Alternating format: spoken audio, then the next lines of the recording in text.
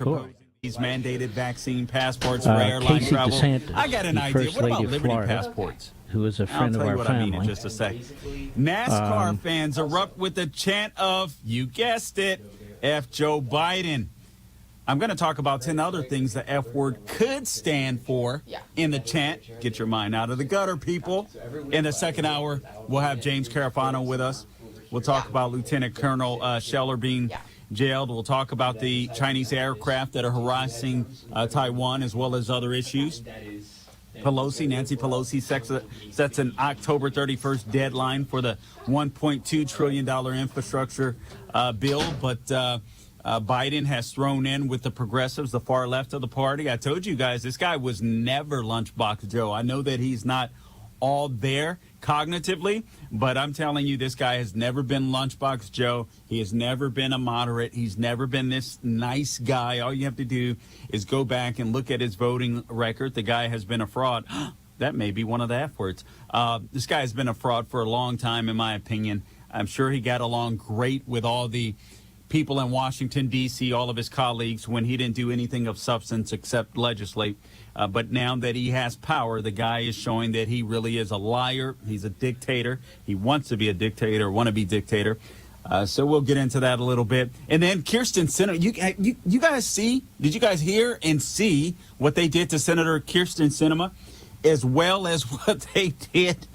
And I'm talking about these left-wing activists, these radical nut jobs, what they did to Kyrsten Sinema and Senator Joe Manchin. I mean, straight stalking these people. It's insane. It's insane. But a lot of these tactics, ironically, are the same type of tactics the left will use. This is what the left destroy people. This is what they do. Conservatives don't necessarily get this. Republicans don't necessarily get this. I don't know that Republicans get what type of war that we're in right now to save the country. Listen, I do believe we're in somewhat of a, how do I put this without being so alarming? I feel like we're in somewhat of a civil war against the left without shots being. It'll never come to that. But I think the left, they are post-constitutional. They're doing everything they can to try to fundamentally transform America. And they're trying to circumvent the Constitution. And at the same time, we as conservatives and Republicans, we love the Constitution. We want to work within the realms of the Constitution. But at the same time, we're going to have to fight them at times, I believe, on their level. And so we'll talk about that a little bit. And then I'm going to take you back to Anita Hill. I just felt like it was fitting. I want to talk about Clarence Thomas and Anita Hill. Anita Hill is a big fat liar, and she's out with a new book. I won't mention the book, but this is a lady that's been able to make lots of money and capitalize off of victimhood by besmirching the character of one Justice Clarence Thomas. And these people, this is what the left does. You can recall the same was done to Brett Kavanaugh, Justice Brett Kavanaugh, with Christine Blasey Ford talking all nice and sweet like a little baby. Even though this lady is a trained psychologist or psychiatrist, these people are fake, and they mean business. And it's something that we have to get and we have to understand. All right, right off the bat, Fauci is talking about there'll be. Basically, he said we should reconsider Christmas gatherings. Had to forget, man. This from Fox News. Dr. Anthony Fauci was under fire on Sunday for suggesting Americans might have to spend Christmas alone in 2021. On CBS's Face the Nation, Fauci spoke with anchor Margaret Brennan about the status of the Wuhan virus and what is expected in the months to come.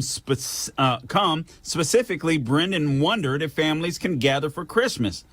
We can gather for Christmas, or it's just too soon to tell. I tell you what, let's let Fauci say what he had to say. First, actually, he contradicted himself a day later. Things got a little too hot for him this time, so he walked it back a little bit. I'm kind of surprised about that, but nonetheless, he did. Let's actually play that audio clip first, and then we'll go to number 3. So let's play audio clip 2 first. You know, I also said something over the weekend that was taken completely out of context. I was asked, what could we predict for this winter, for like December and Christmas? I was going to ask you. Yeah, I mean, I say you hold off on that. I said, we don't know because we've seen slopes that went down and then came back up. The best way to assure that we'll be in good shape as we get into the winter would be to get more and more people vaccinated. That was misinterpreted as my saying we can't spend Christmas with our families, which was absolutely not the case. I will be spending Christmas with my family. I encourage people, particularly the vaccinated people who are protected, to have a good, normal Christmas with your family. But just the way all of the other disinformation goes around, you say something talking about a landmark of a time, and it gets misinterpreted that I'm saying you can't spend family Christmas time, which is nonsense. You can't. Now, I will say this. The first time that Fauci did speak, I could see as he spoke, he was trying to be more careful and calculated. There is an element of truth to his rebuttal, but nonetheless, Fauci did basically imply, listen, if you're not vaccinated, hey, I think you need to stay home. Let's listen to it. Audio clip number 3, por favor. But we can gather for Christmas, or it's just too soon to tell? You know, Margaret, it's just too soon to tell. We've just got to concentrating on continuing to get those numbers down and not try to jump ahead by weeks or months and say what we're going to do at a particular time. Let's focus like a laser on continuing to get those cases down. And we can do it by people getting vaccinated, and also in the situation where boosters are appropriate to get people boosted. All right, so here it is. Basically, listen, if you go get the vaccine, the implication is if you go get the vaccine, you can chill and spend time with your family. No mention of natural immunity or anything to that effect. Listen, I got to tell you, I love Christmas. I love Christmas. I love the holiday season. I love in California. I'm sorry, in Florida. Florida being much like California in weather, except for the humidity, of course. But in Florida, man, the weather is so nice during the holiday season. Typically, you might get, mid-60s, mid-70s going into Christmas and Thanksgiving. You get enough chill where it's just like, man, it's so nice. It just feels like a different, it's a different season. I just absolutely love it. But more than anything, what I love doing is being able to spend time with my family, being able to spend time with my friends, being able to eat like eat like my name is Andre the Giant. I mean, I like to score. I'm not even going to lie to you. My family can cook, and I love tasting their food over the holiday season. And I got to tell you guys, listen, this thing is endemic. This thing is here to stay. Enjoy your family. Enjoy your life. There's plenty of therapeutics out there. I would encourage you to find a doctor that will encourage you to go on therapeutics if you're not going to get the vaccine. And just be careful. Be mindful. But nonetheless, enjoy your family. All these fake people are going to try to keep this thing going, as I've said before, as long as they possibly can. Don't let them beat you. As a matter of fact, I'm going to say this. I think it's time to revolt. I'm going to talk Liberty passports when we get back.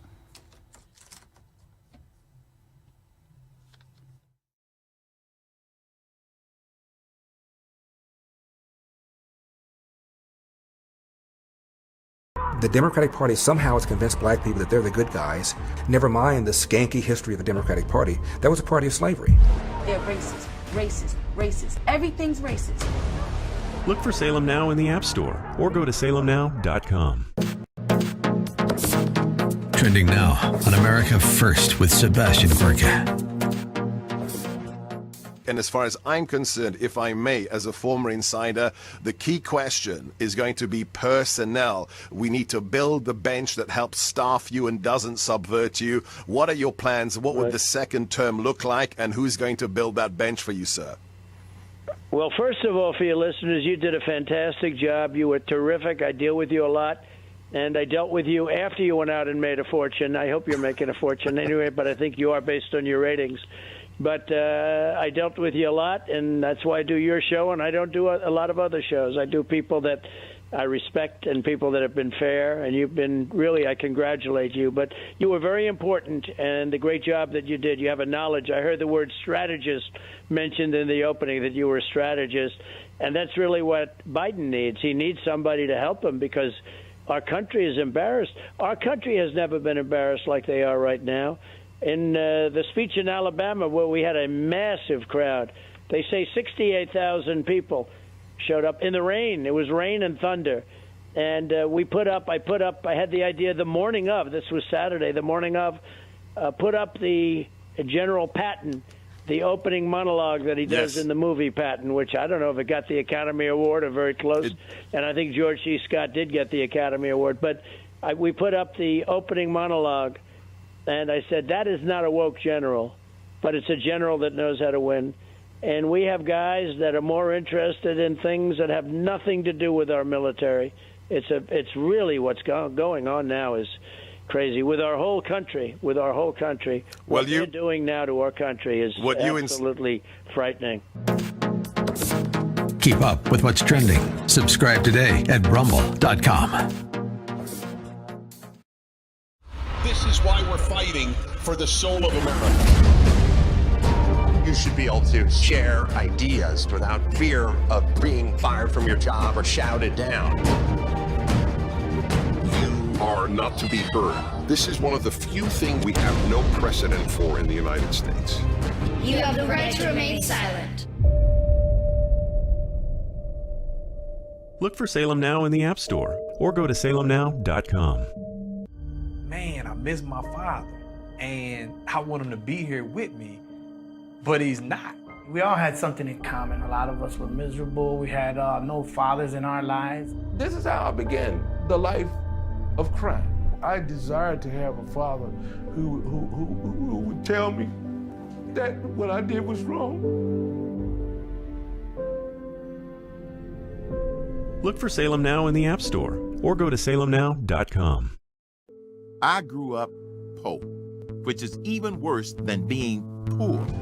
We would have sandwiches with no meat. My American dream entailed working hard and making $20,000 a year. But I surpassed that goal and became a corporate CEO. We'll all be able to say, free at last, free at last. Look for Salem Now in the App Store or go to salemnow.com. Streaming on Salem Now. We understand that a plane has crashed into... The people who knocked these buildings down will hear all of us soon. Biggest and most costly manhunt in U.S. history. United States killed Osama bin Laden. There are reports surfacing that Al-Qaeda has placed a $50,000 US bounty on the heads of any U.S. Navy SEALs. No.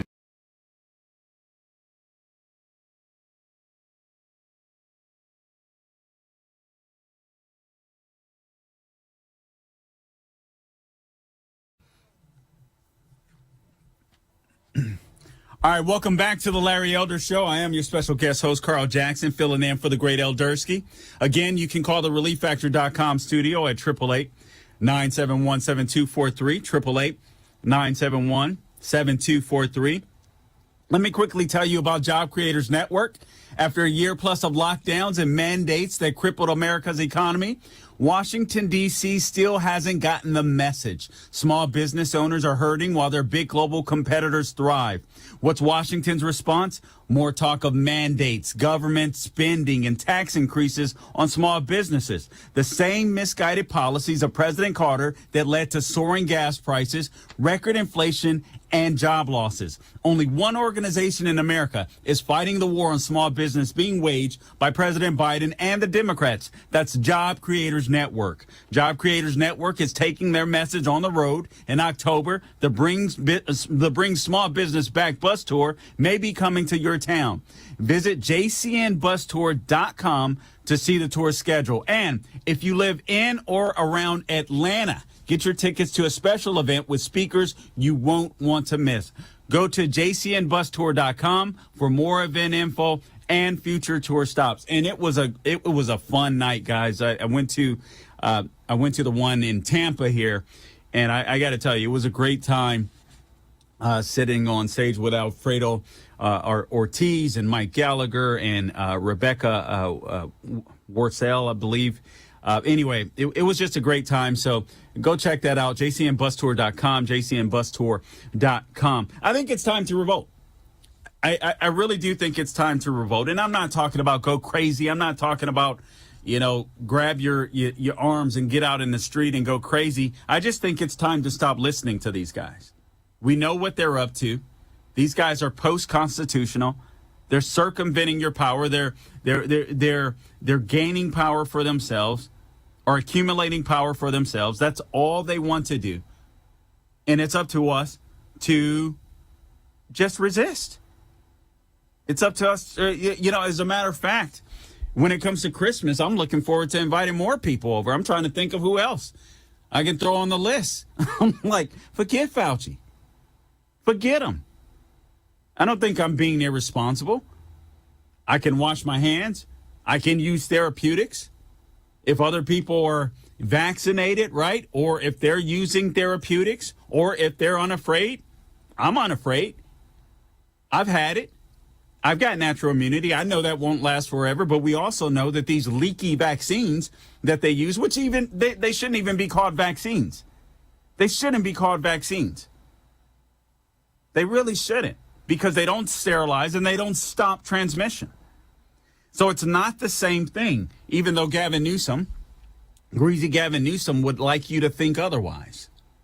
They do not stop transmission. They do not sterilize. And that is the reason why you can continue to spread the virus despite having the vaccine. But these people want to keep us scared. You're going to see these numbers, I guarantee you, grow in the Midwest, up north, all this kind of stuff into these cooler seasons. But you know what? It's cyclical. We're going to have ups and downs, and it's time to live life. It's time to keep rolling. Before I get into more on Gavin Newsom, I want you guys to hear. Oh, we don't have the clip. Never mind. We don't have the clip. So let me just read it to you. Did you guys hear this? Sorry. Did you guys hear this NASCAR crowd chanting F Joe Biden at Talladega? NBC reporter hears something else. She didn't hear anything else, but we'll pretend. A NASCAR crowd at Talladega Super Speedway broke into the F Joe Biden chant on Saturday. Oh, here we go.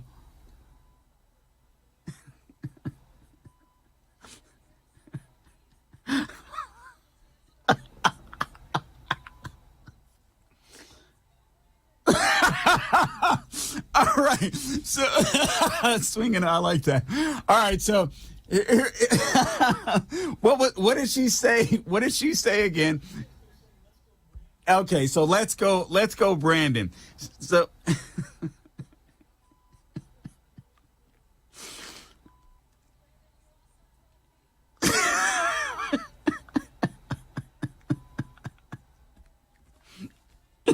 She's trying to contain her laughter. She knows exactly what was being said. So that was NBC Sports reporter Kelly Stavos. She was in the middle of interviewing Brandon Brown after he won his first NASCAR Xfinity Series race at the famed Alabama racetrack, when the crowd behind them broke into that chant. And then she says, as you can hear the chants from the crowd, Stava said to Brown, according to a Twitter post after the race, "Let's go, Brandon." Listen, this stuff is spreading everywhere. I don't necessarily, it's funny hearing it. I'm not going to lie. I'm not it's just funny hearing it. I don't suspect college students say it now. Let's see if they really mean it when it comes to voting. But this is funny. I mean, people do not like this president. People don't like this president. People know that he's a fraud. Look at their modus operandi. And we'll get into this, obviously, in the third hour. But look at their modus operandi. Look how they treat their own. Imagine how they treat you. Well, we can see how they treat conservatives with the January 6th nonsense. But look how they treat their own. And then Biden just simply dismisses the treatment of a woman being harassed. Biden just dismisses that with Senator Kyrsten Sinema. He just dismisses the fact that a a senior citizen, if I'm not mistaken, in Joe Manchin is being harassed, and he's saying, well, that's part of the process. What? Intimidation by others on the outside is part of the process? No, it's not.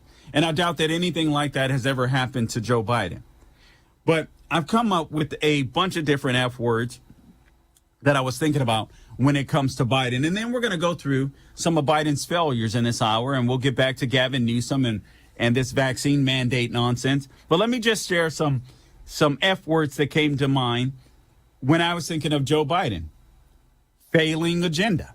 We'll talk about that a little bit. He's forgetful.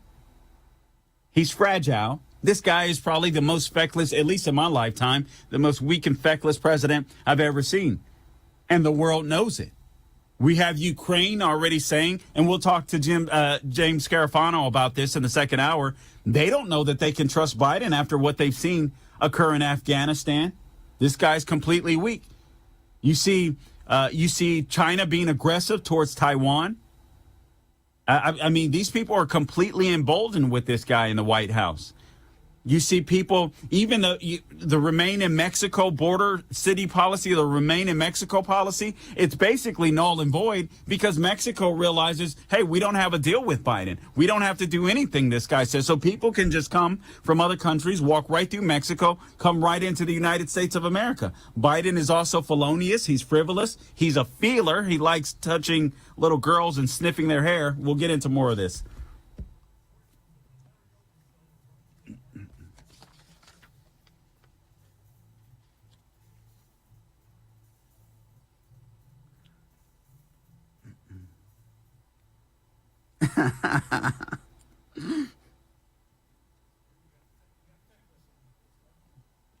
You know what? I didn't.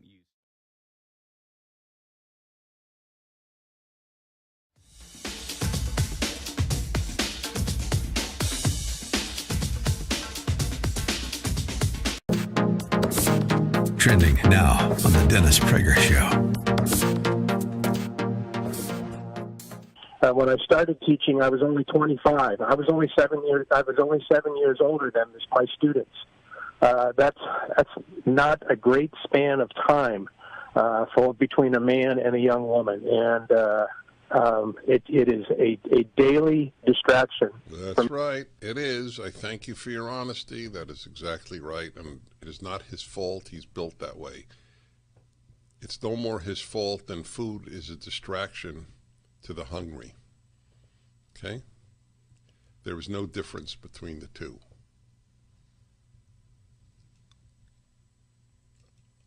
So, I'll tell you an interesting story, really interesting. Many years ago, and I can't find this on the internet, maybe one of you can, and that would be of great help to me. I only remember that he was from a university in Indiana, but I don't remember which university. What did it say, Sean? So a professor did a study and found that one of the two groups, I don't remember the second, of men most likely to divorce were high school teachers. And I think college teachers. In other words, men around a great number of young women divorced at a greater rate than any other men. And I had that professor on with that study. So if you could find that, I could read it to you. Keep up with what's trending. Subscribe on YouTube today.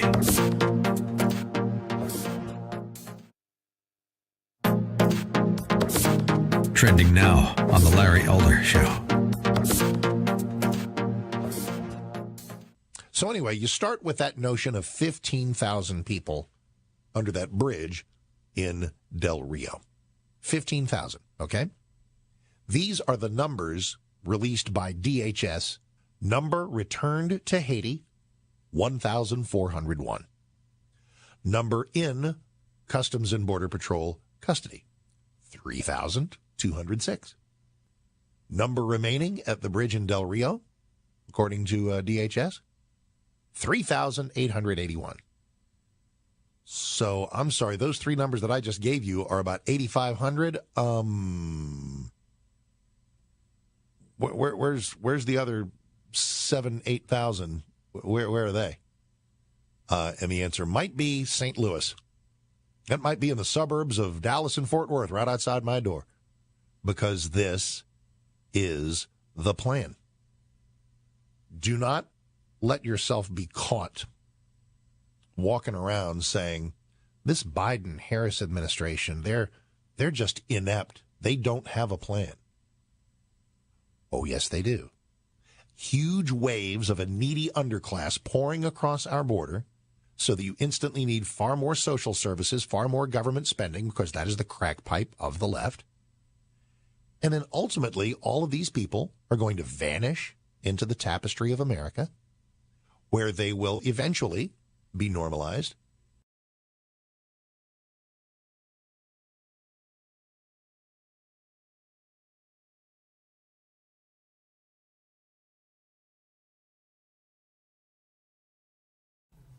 All right, so my list of F words for Joe Biden. Again, he's a failing president. He has a failing agenda. He's forgetful. He's fragile or feckless. He's felonious.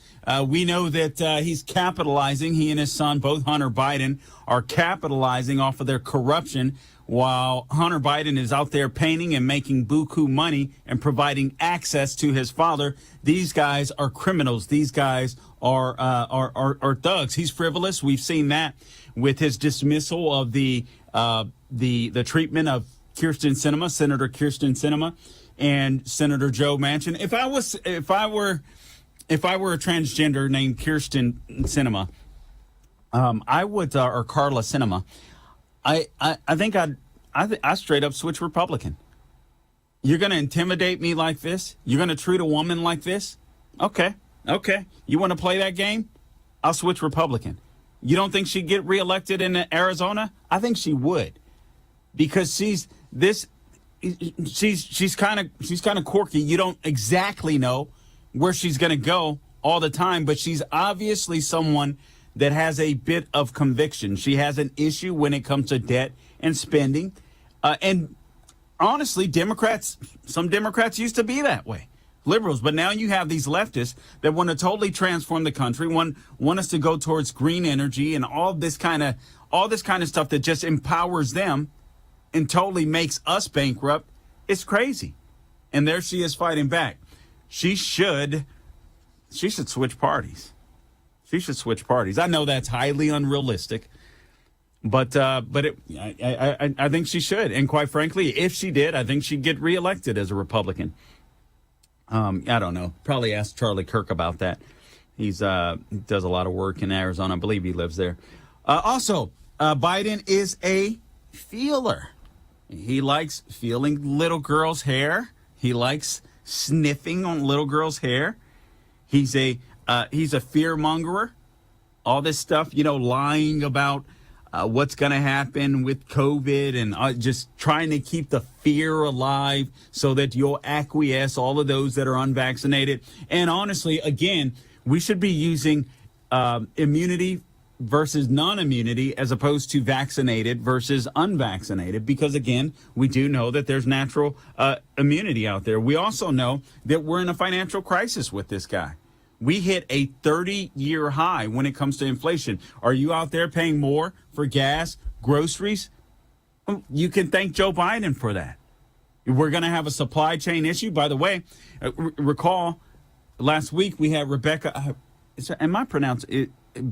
Worcell on, and she was saying, listen, you need to buy your Christmas presents now. Like by October 15th, probably the latest, if you're ordering online, because there's going to be, and there are already, supply shipment problems. And again, a caller called in last week, and she's right. The issue isn't with the truckers as much as there are people on the ports. Or these regulations in California, these California regulations. It's just crazy. It's insane. And a lot of this stuff doesn't need to be this bad. But unfortunately, the supply chain is going to get hit and get used to fewer things on the shelves. Embrace yourself. All right, another thing he's fronting, and we'll go through the list. This guy is no moderate. Again, he acquiesced when it came to the budget reconciliation bill. He acquiesced to the far left. He's not a moderate. He just wants to come down on the number. But see, everyone's focusing on the number. They're not focusing what's inside of the bill. And I got to give Bernie Sanders and AOC credit. I don't like their politics, but even they're saying people aren't focusing on what's inside of the bill. This bill will fundamentally transform America. Obamacare was a great start. We've had a bunch of feckless Republicans come through the pike. We're going to do this. We're going to take this vote. We're going to get rid of it. We're going to blah, blah, blah, blah, blah, blah, blah. And they did absolutely nothing. And now here we are with a healthcare industry that's starting to care less and less about patients. And they're starting to acquiesce and bow the knee to political power. And for those that don't, if you don't get the vaccine, you're going to lose your job. Then there's a fentanyl crisis. Because of Biden's weakness on the border, we're seeing a fentanyl crisis. I watched a short story with Lawrence Jones over this weekend on Fox, where they're having a fentanyl problem in Idaho, of all places, simply because of the regulations from the Biden administration. They can't stop truckers that they believe are coming through their state with fentanyl. There's nothing they could do. The same is true in Arizona. And Biden is funny, this according to Sean, unintentionally so, and I think he's absolutely right. I love laughing at the guy. His presidency is a joke. Why shouldn't we? We'll be back.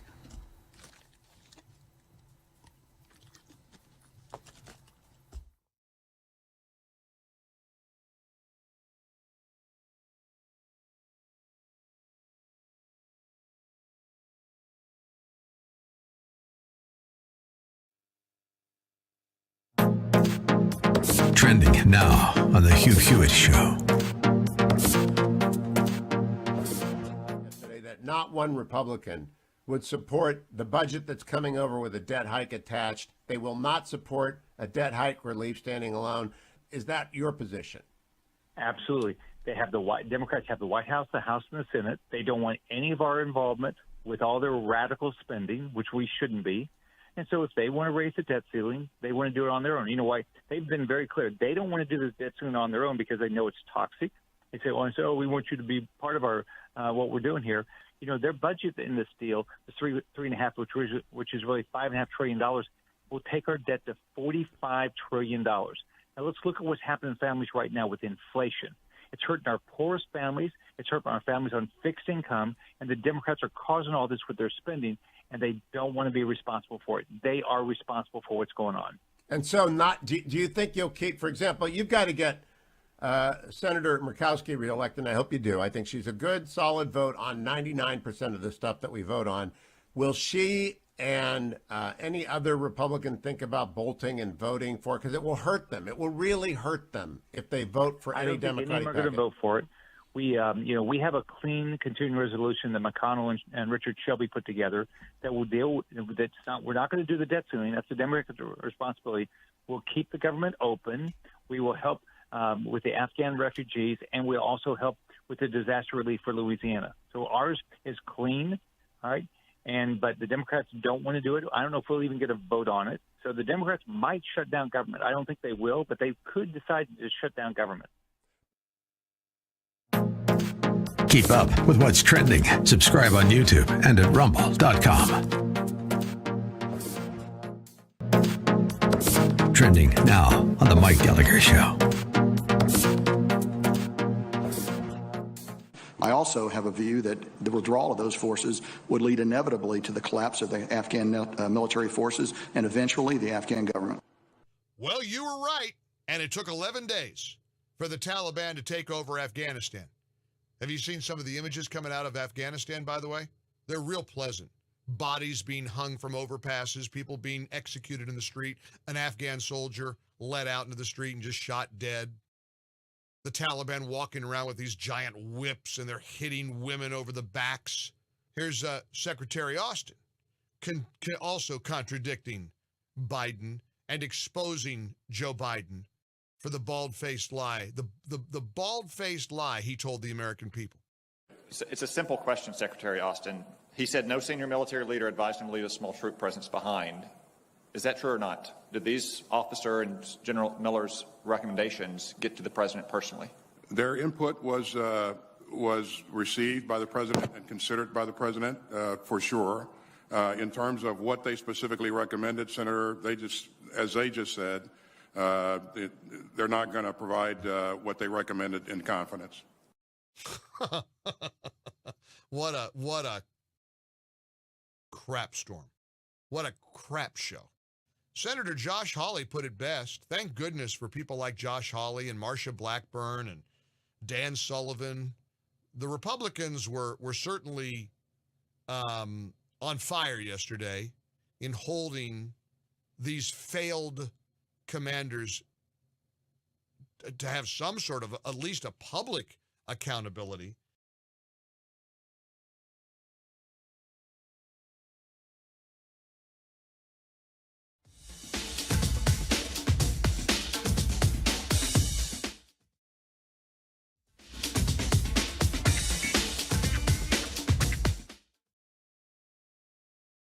There's a Georgia Democrat that says, I'd rather them keep a Confederate monument than a statue of Clarence Thomas.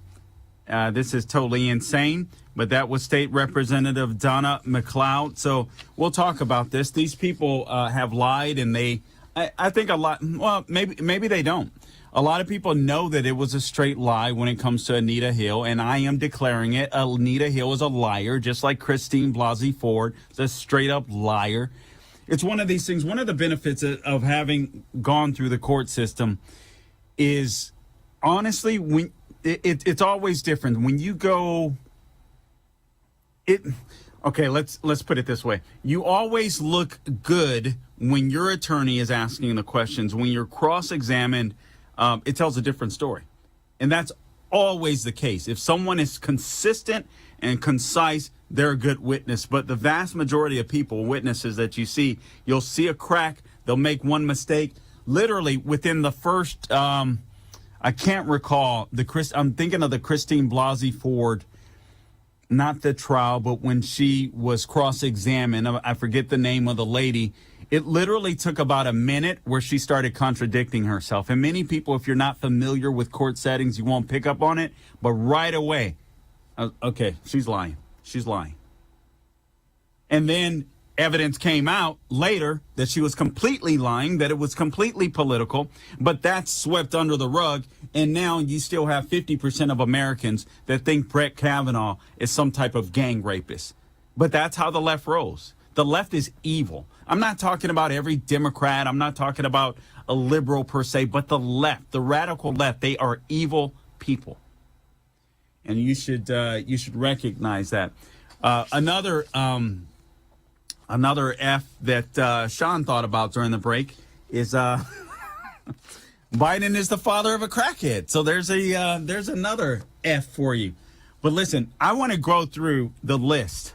I want to go through the list of Biden's failures. I want you to understand this guy is a complete and utter failure. By the way, if you want to call in to the ReliefFactor.com studio, 888-971-7243. This guy said that he would govern as a moderate.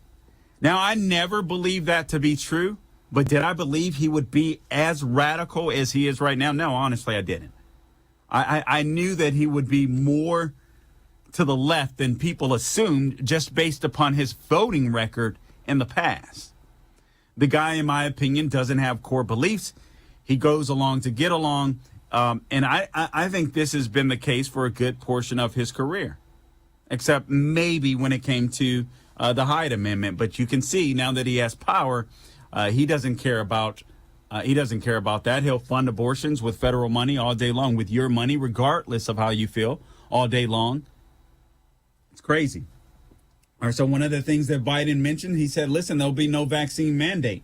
This was responding to a reporter's question at a July White House press briefing, and that was regarding the federal government potentially issuing a vaccine mandate, which we know is unconstitutional. Regardless, Press Secretary Jen Psaki said that it was not the role of the federal government That is the role that institutions, private sector entities, and others may take. Answering a previous question, Psaki said, "I don't think our role is to place blame on unvaccinated people for putting others at risk of getting COVID-19. So at one point in time, going back to July, Jen Psaki was there defending the quote-unquote unvaccinated, and then that went bye-bye because Biden issued a vaccine mandate in September. And then he started blaming the unvaccinated people for the continuing pandemic. And then he said, this is a pandemic of the unvaccinated, trying to divide us.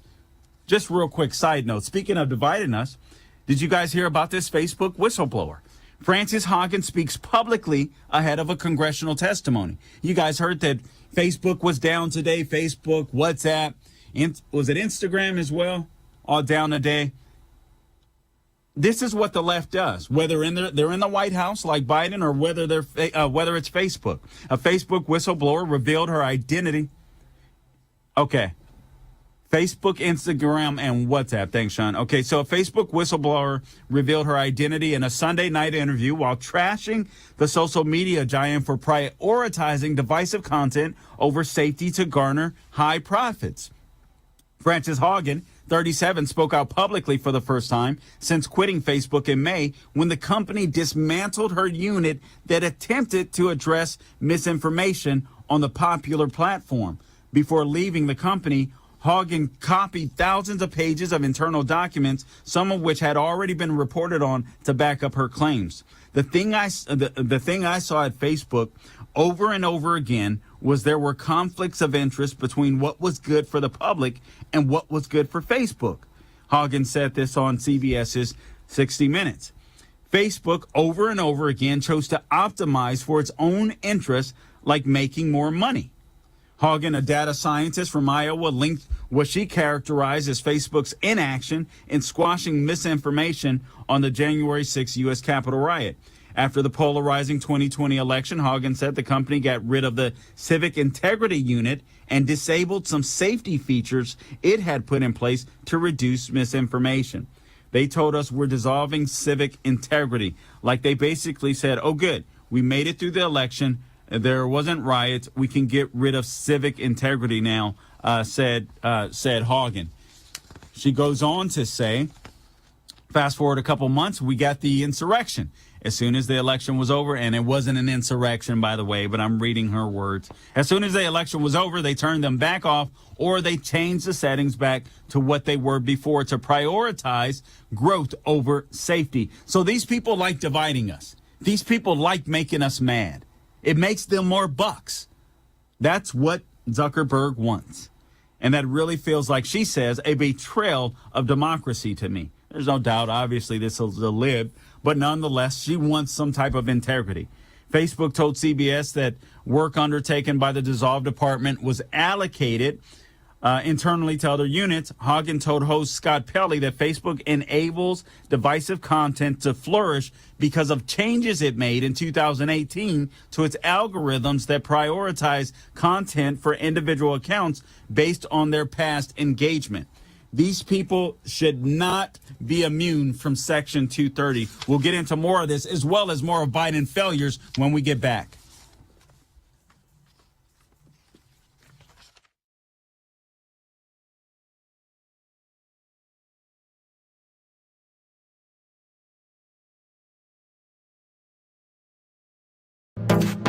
Trending now on The Charlie Kirk Show.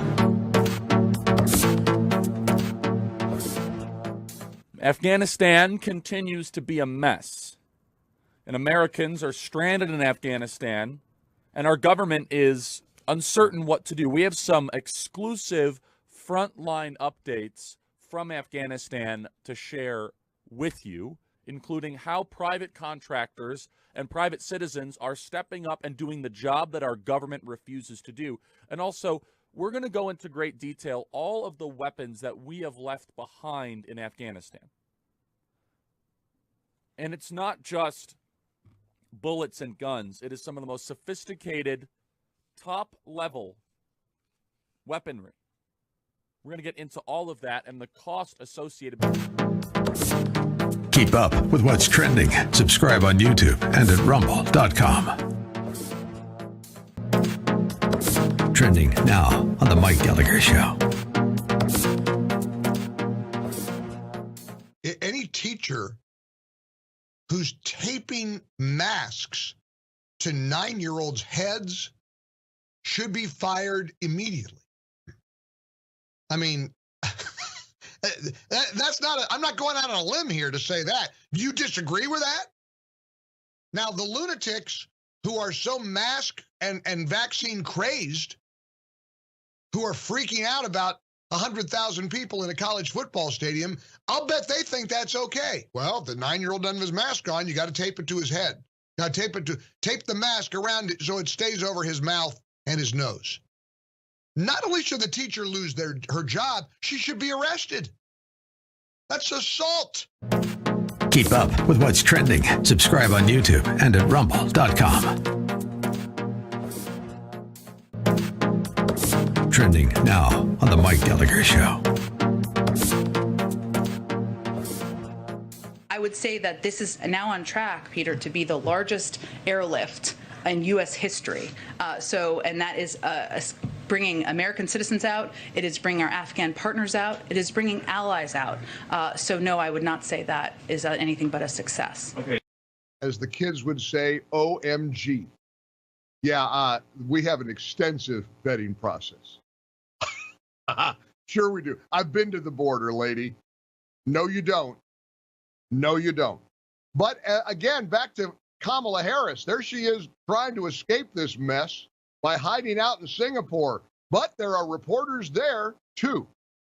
To that end, we have seen a successful drawdown of the embassy, and thankfully, without any American casualties. We have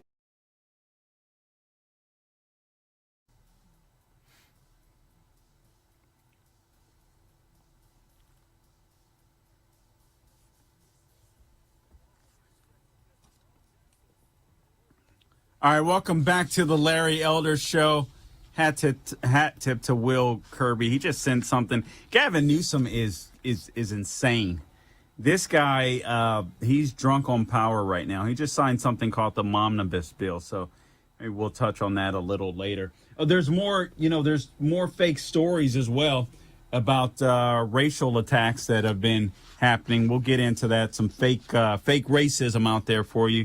People fronting like whites are doing, I don't know where I put the paperwork now, but people are fronting like whites are committing violence against blacks, and it's not even true. It's people that are just trying to keep the hatred, trying to keep the division alive, just like Facebook is doing, just like Biden has been doing. So Facebook, this lady Hagen says one of the consequences of how Facebook is picking out that content today is it is optimizing for content that gets engagement or reaction. But its own research is showing that content, and I'm quoting her, that is hateful, that is divisive, that is polarizing, it's easier to inspire people to anger than it is to other emotions. You know what? This is a very important lesson. This is a very important lesson. I tell you all the time, what the left tries to do is they just use emotion. They try to make you so mad that you stop thinking. And you end up, you wind up just literally foregoing your liberties, your civil liberties, because you're mad at somebody. And the left just reels you in. Oh, this person is racist. Oh, this person is homophobic. Oh, this person is xenophobic, and all this kind of stuff. It's constantly, it's this constant divisiveness. It's this constant state of anger just to keep you mad. And then you're so busy being mad. You're so busy hating your neighbor that you're not thinking, oh, wait a minute. Inflation is skyrocketing? You mean I won't be able to afford groceries? I'm already struggling, but I won't be able to afford groceries. I won't be able to afford to put gas in my car. See, the big issues they want you to stop thinking about. They just want you to hate Republicans. They want you to hate black conservatives. They want you to hate white conservatives. Meanwhile, they're hating on you. It's amazing to me how the left gets away with this stuff. And it's amazing to me how so many people continuously fall for it. You notice every election cycle, The left will blow up, the media will blow up a story about a black man or whatever. Maybe it's an issue with cops or whatever it may be. But you have to understand something. And I'm not saying these stories like George Floyd and all this kind of stuff shouldn't be brought to light. But you have to understand the reason why they're brought to light isn't because they happen all the time. Because police have millions of stops and deal with, they have millions of confrontations with criminals and none every single year. So when something like a George Floyd incident makes it onto the news, it's not because it's normative. It's because it's extremely rare. But the left makes you too mad to realize this. We'll cover more of this in the next hour after James Carafano. He'll be with us at the top of the hour.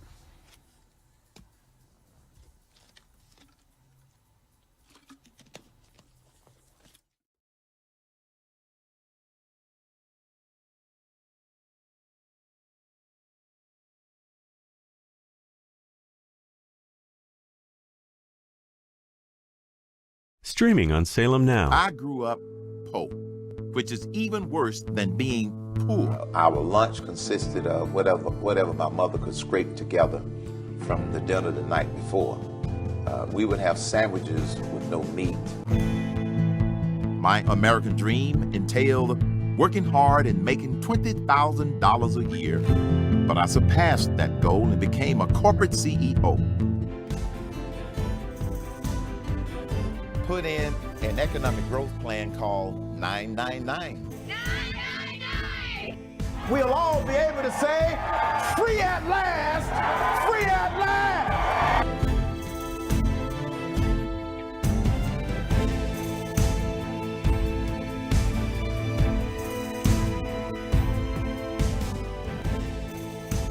Look for Salem Now in the App Store or go to salemnow.com.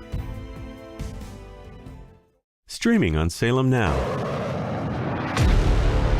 We understand that a plane has crashed into... The people who knock these buildings down will hear all of us soon. Biggest and most costly manhunt in U.S. history. United States killed Osama bin Laden. There are reports surfacing that Al-Qaeda has placed a $50,000 bounty on the heads of any U.S. Navy SEALs. Nobody's going to survive that. There's nobody in that. This is the single largest loss of life in Afghanistan in a single incident. Most of them are U.S. Navy SEALs. We discovered bullets in the bodies of the Navy SEAls. The military threw them away. More likely than not, that supports a shootout on board. Anybody out there, we have a fallen angel. Stream on your phone, tablet, or TV. Look for Salem Now in the App Store or go to salemnow.com. Streaming on Salem Now. The public would be outraged if they knew the truth. Why do you think our politicians are not on the sidewalk right now talking to you? Don't have no respect. The old wall randomly turns into a guardrail, followed by miles of open border.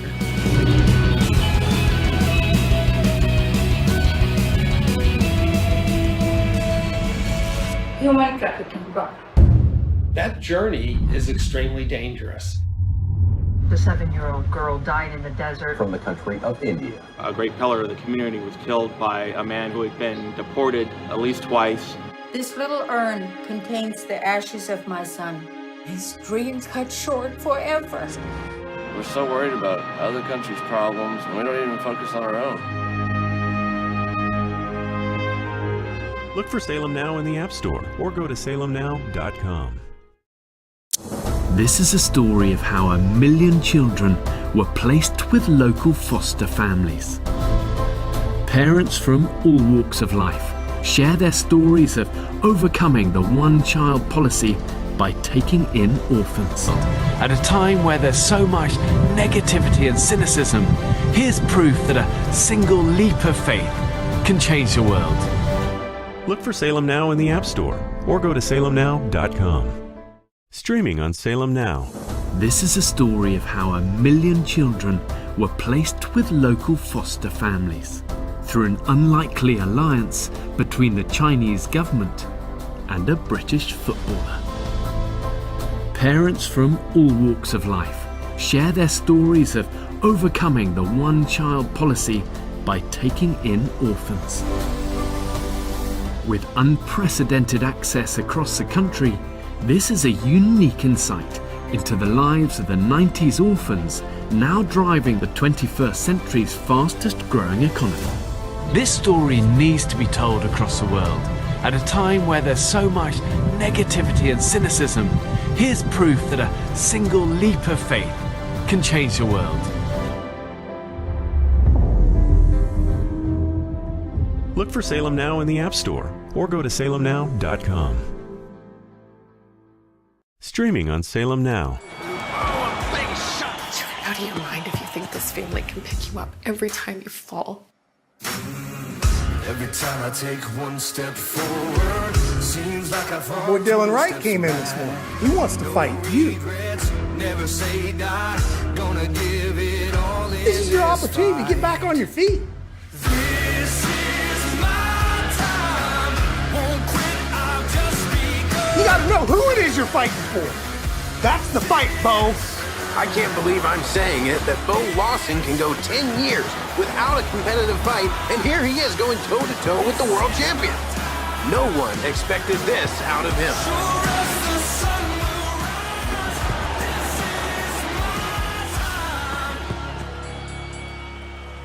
Stream on your phone, tablet, or TV. Look for Salem Now in the App Store or go to salemnow.com. Streaming on Salem Now. There's about 57 Muslim states in the world. There's one Jewish state. The massive ingathering of Jews in the last 150 years back to the land is absolutely unprecedented. They say that there's no greater sign of redemption coming than the Jewish people returning to the hills of Judea. As a Christian, I've always supported Israel's claim to the Holy Land. To me, the Palestinians were just getting in the way of God's plan. 300,000 Palestinians are unemployed.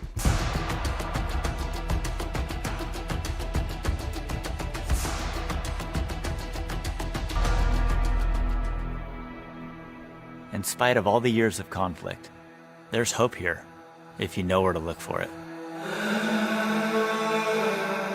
Stream on your phone, tablet, or TV. Look for Salem Now in the App Store or go to salemnow.com. Trending now on The Mike Gallagher Show. Any teacher who's taping masks to 9-year-olds' heads should be fired immediately.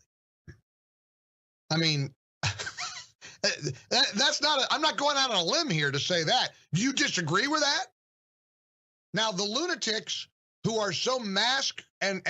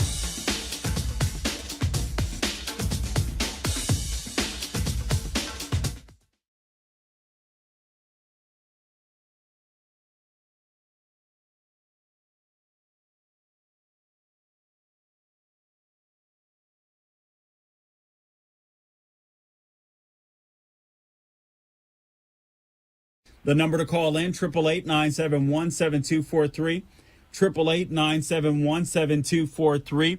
On the line with me is none other than the Vice President of the Heritage Foundation and National Security and Foreign Policy expert, James Carafano. James, welcome back to the Larry Elder Show. It is an honor to be with you. All right, James, a few things that I'd like to talk about. I'm unclear on. I've had some callers that called in, particularly last week when it came to Lieutenant Colonel Stuart Scheller. I do realize that there is a military code, and obviously you have to follow that discipline so things don't get out of hand. But what's your take on this situation with Lieutenant Colonel Stuart Scheller? Yeah, so this isn't going to be a very satisfying answer for a lot of your listeners, but, when there's a specific legal case, unless I am actually familiar with the actual, issue in the case, and I've actually talked to my guys who are actually legal guys. I actually have a guy who is an expert in the UCMJ and other legal experts. I'm reluctant, to comment on the case because I don't know. Okay. So, look, I was in the Army for 25 years. I did administer Uniform Code of Military Justice. That's the legal system that the military uses. I understand, that I generally found the system to work and to respect both the military and the people who are overseeing that. But, I don't know all the facts of this case, and I don't think it's really fair for me to judge. I know people are very emotional about this, and it sounds like that this guy's just being around. And maybe that's true, but my experience is things like that didn't happen in the military. I don't know. I don't know what he was ordered to do. I don't know if he respected those orders. And so, absent kind of all that information, I don't really have I can't really help people out and determine what's going on. Honestly, that's fair because I don't know. I got to be honest with you. My initial reaction was just frustration because I'm looking at these, General or the Joint Chief of Staff. I'm looking at, Secretary of Defense Lloyd Austin last week and then General McKenzie last week. And I'm thinking, wow, they were very disappointing. Their testimony was very shocking. And then I look at this guy and I'm like, it doesn't seem like he's getting fair treatment. But honestly, I don't know how the military, how they run. So I didn't want to say what I didn't know. Yeah, exactly. Look, again, he's a commissioned officer. Unlike enlisted people, commissioned officers don't sign a contract. And so you can resign literally anytime you want. And if you want to criticize your chain of command, or you want to criticize the president, or you disagree with everything, and you want to not even to just resign. Once you resign or retire, you can say whatever you please. And, the guy's a lieutenant colonel. He's probably been in the military, plenty long enough to retire. He'd just retire. And then it's not an issue. So, but look, this is a line that you have to draw. You have to follow the lawful order of your superiors. There are things you can say publicly that you can't say publicly that other people can, because that's the nature of military service. That's just the way the rules go.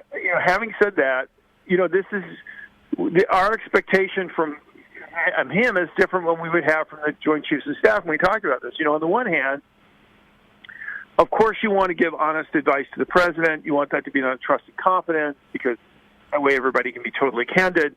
But what you cannot do or should not do. You're breaking up on me, James. You're breaking up on me a little bit. Well, I'm on the high ground, so I don't get that. Okay. But what you can't do is play politics. And I felt like what the Joint Chiefs were doing was essentially provide political cover for the president. Okay. All right. That's apparently this guy had it sounded like he almost wanted to make the video in uniform because he wanted to make a stand. So you can't do that. Yeah. So apparently that's what he wanted to do, and if so, then he knew what would come as a result of that, and that's his way of making a stand. Okay, let's move on. So a record Chinese aircraft sorties near Taiwan prompt the U.S. warning. So now we have Beijing that flew 93 military sorties near Taiwan over 3 days as China was celebrating their National Day holiday. What are sorties, first off, James?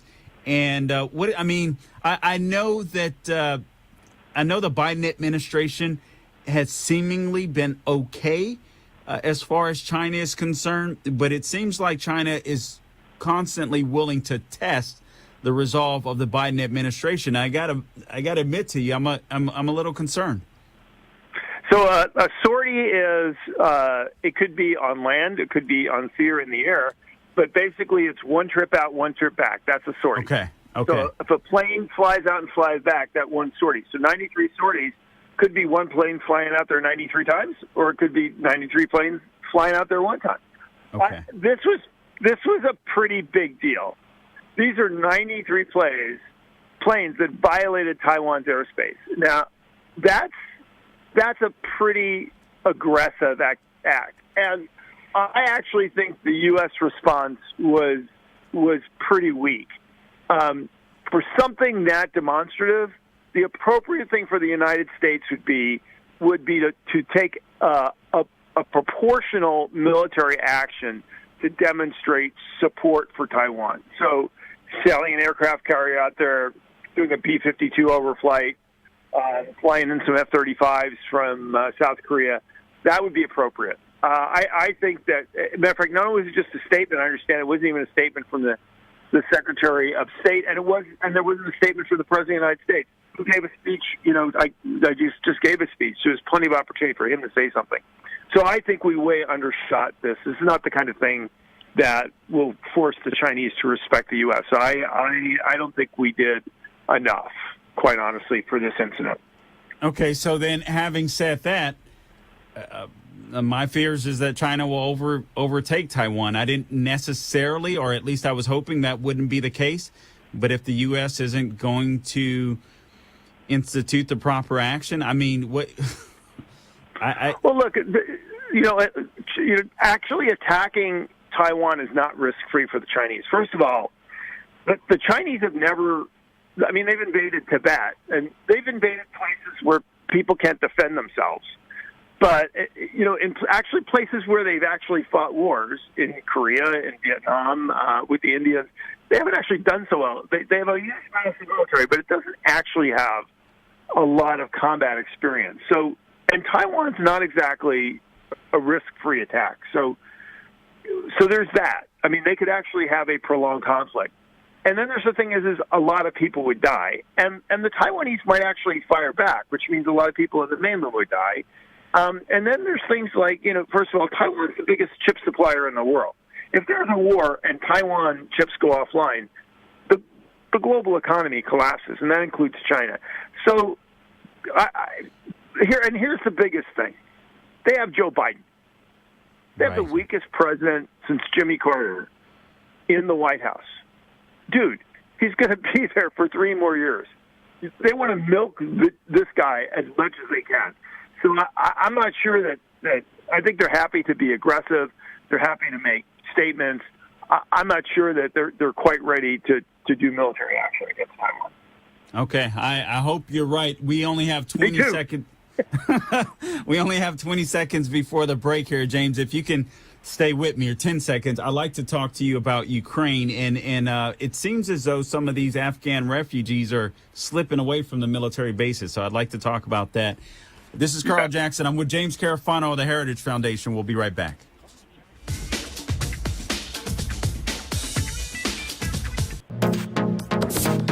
Trending now on America First with Sebastian Gorka.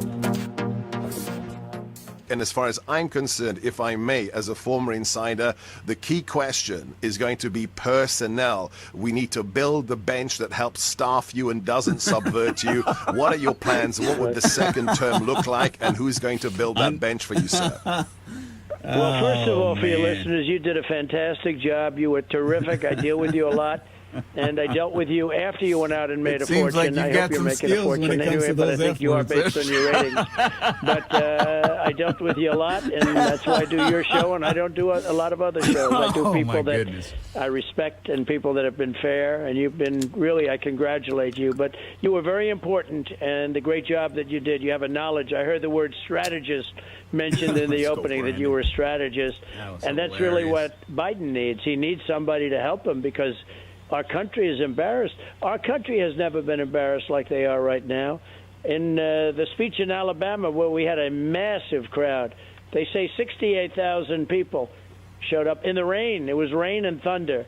And I had the idea the morning of, this was Saturday, the morning of, put up the General Patton, the opening monologue that he does in the movie Patton, which I don't know if it got the Academy Award or very close.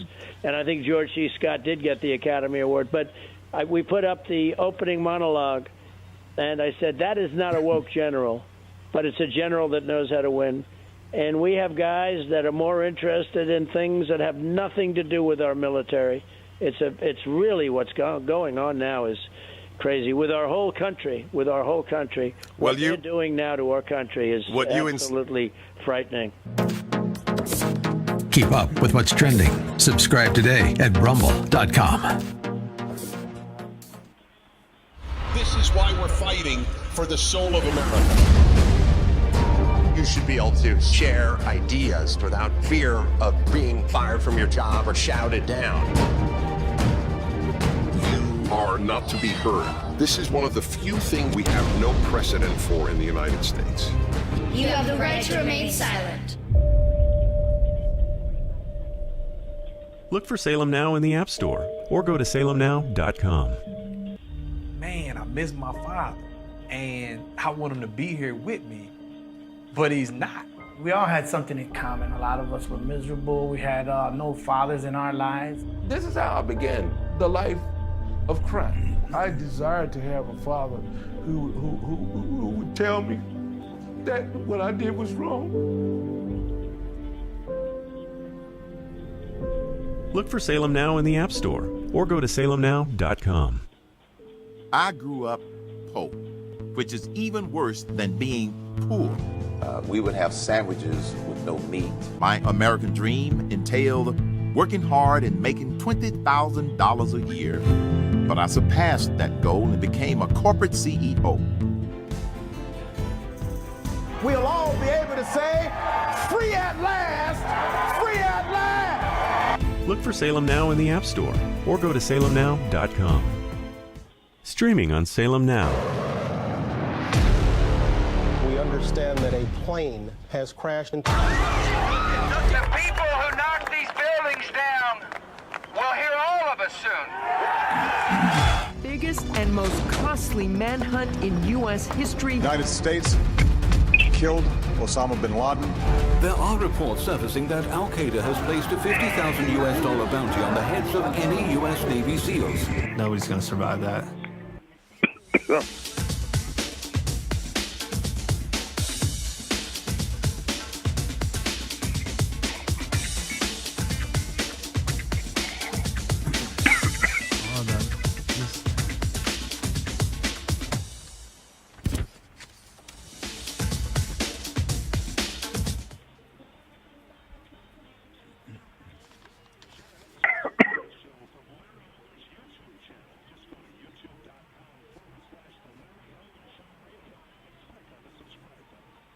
All right, welcome back to the Larry Elder Show. On the line with me is James Carafano, Vice President of the Heritage Foundation, national security and foreign policy expert.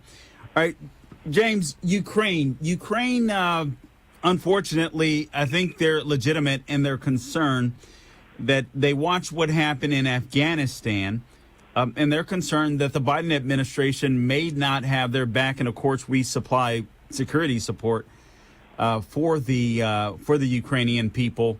What's your take there? Well, I actually think the fact that this administration got so badly burned on Afghanistan really suggests that they're not going to be trying this anytime again soon. So I think their days of abandoning allies, I think they're probably going to hit the pause button on that. You know, the second thing I think is Ukraine's a much different situation. Certainly, the European allies would have a much bigger voice in saying this, and they wouldn't. They'd be really concerned about the United States turning their back on Ukraine, since that would directly impact their security.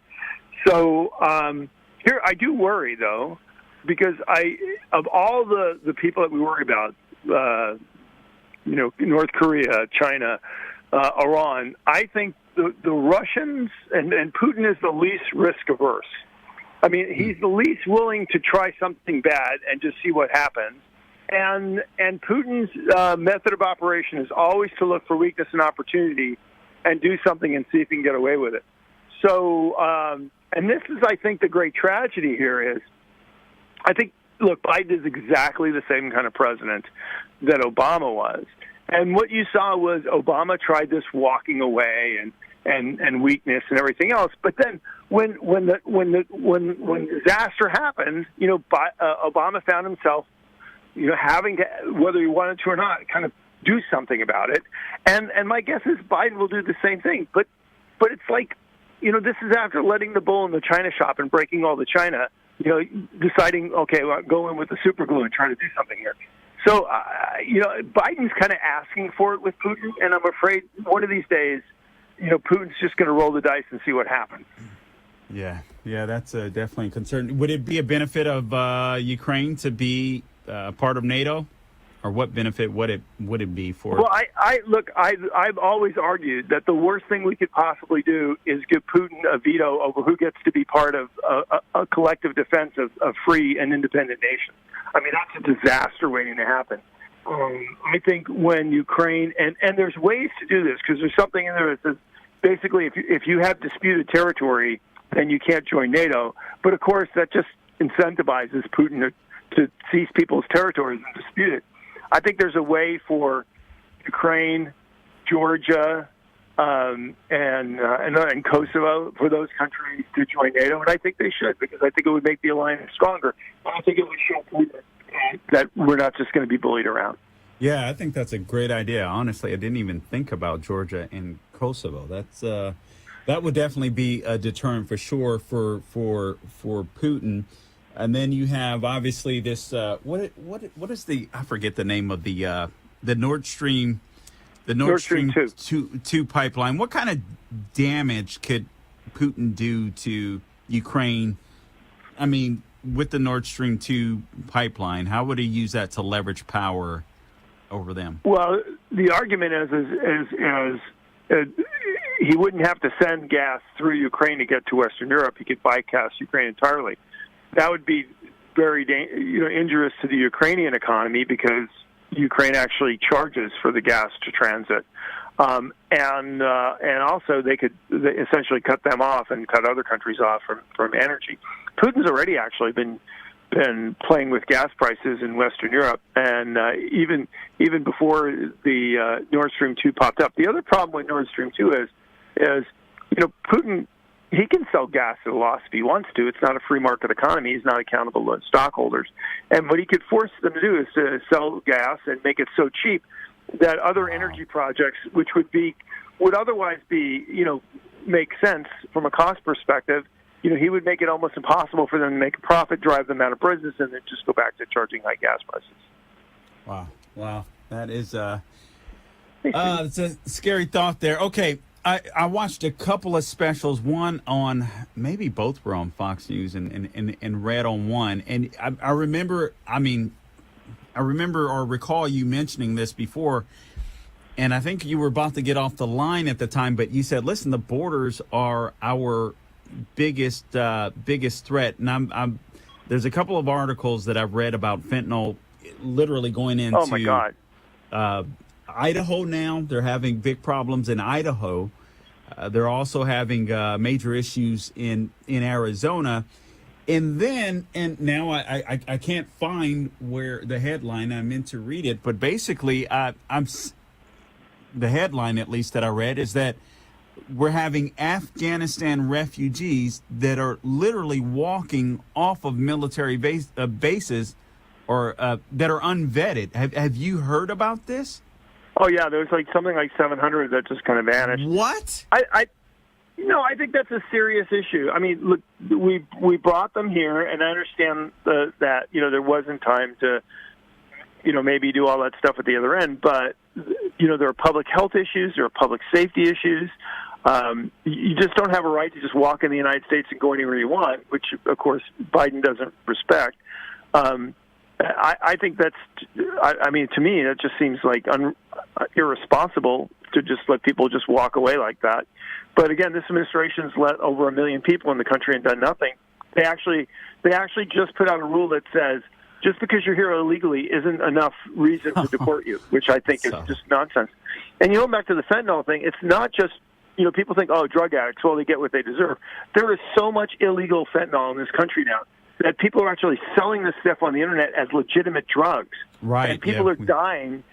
People are dying from buying fentanyl on the internet, and it turns out it is, fake, too powerful, and everything else. So this is actually something that could imperil the lives of everyday Americans. This is a huge thing, and it absolutely completely fueled by Biden's border crisis. It's not just about people. It's a public health crisis. It's a drug crisis. It's a public safety crisis. It's a national security crisis. And literally, it just keeps getting worse. You see the numbers, keep growing. Like, we're going to have like another 500,000 people by the end of the year easily. That's like 2 million, over 2 million people illegally in this country. We only have about 50 seconds or so left here, James. But I remember you said that we could potentially see 10 million people come through our borders, and I was sitting there thinking, that's a little high. And then I hear about this caravan that could be as many as 400,000 people, and I'm like, good God, James was probably right. 6 months ago, I said we could see 1 million people illegally coming here this year, and people thought I was crazy. And now I am like smacking myself in the head because, boy, was I way underestimating how fast this is going to build up. Because you have to remember, everybody all over the world is rerouting people to come to the United States now. Unbelievable. James Carafano of the Heritage Foundation, thank you so much. We always appreciate your time and your knowledge. God bless you, man.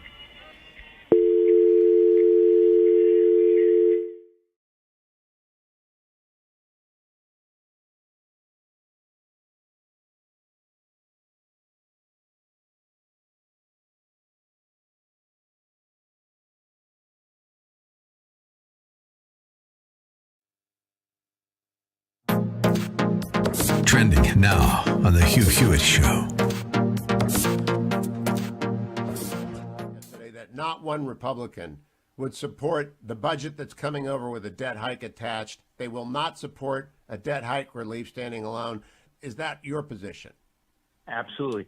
Democrats have the White House, the House, and the Senate. They don't want any of our involvement with all their radical spending, which we shouldn't be. And so if they want to raise the debt ceiling, they want to do it on their own. You know why? They've been very clear. They don't want to do this debt ceiling on their own because they know it's toxic. They say, we want you to be part of our what we're doing here. Their budget in this deal, the $3.5, which is really $5.5 trillion, will take our debt to $45 trillion. Now let's look at what's happening in families right now with inflation.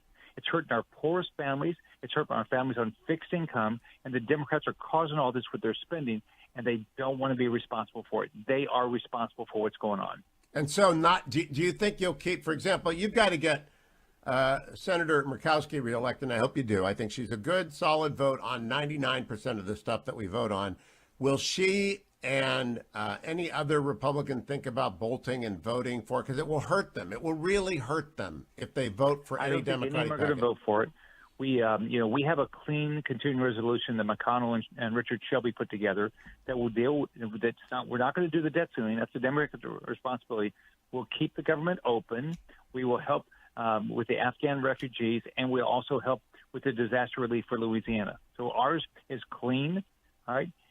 But the Democrats don't want to do it. I don't know if we'll even get a vote on it. So the Democrats might shut down government. I don't think they will, but they could decide to just shut down government. Keep up with what's trending. Subscribe on YouTube and at rumble.com. Trending now on The Charlie Kirk Show. The Arizona Supreme Court said Tuesday that contractors hired by the state Senate to conduct the audit would not need to release the records from their review by next week. This is only a temporary delay, is what we're being told. A left-wing watchdog group, American Oversight, took its record request to the court and emerged victorious when the Arizona Court of Appeals ruled that Cyber Ninjas, the Florida-based firm leading the audit, was subject to state public records law because it was performing a core government function. Arizona President Karen Fann argued the records should not be publicly released because they're maintained by private contractors, so legislative immunity applies to the documents. It is ordered extending the stay to enable the court to fully consider the issues raised in the petition for review. American Oversight suit is not the only one leveled against the Arizona Senate. The Phoenix-based Arizona Republic newspaper sued the chamber and Cyber Ninjas on June 30th for access to the host of audit records under the same public records law. Of course, the Arizona Republic is suing. I mean, why would they be reporting? They would be suing people to try to stop the audit. The audit results are coming out soon, despite all of these legal challenges against it. We don't know what it's going to say, but I could tell you that people are very nervous that what might be implemented from, what actually might be exposed from these audit results are going to be significant.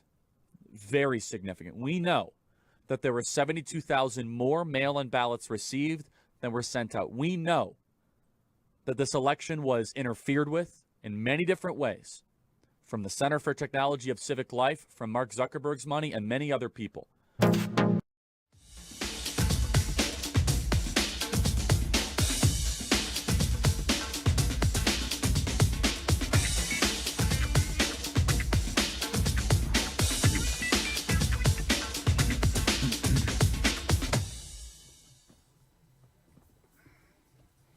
All right, welcome back to the Larry Elder Show. The number to call in, 888-971-7243, 888-971-7243. We're coming to you live from the ReliefFactor.com studio.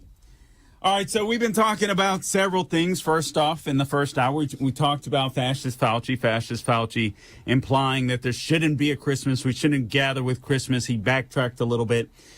The NASCAR fans erupted, and we talked about that in the chant of F Joe Biden.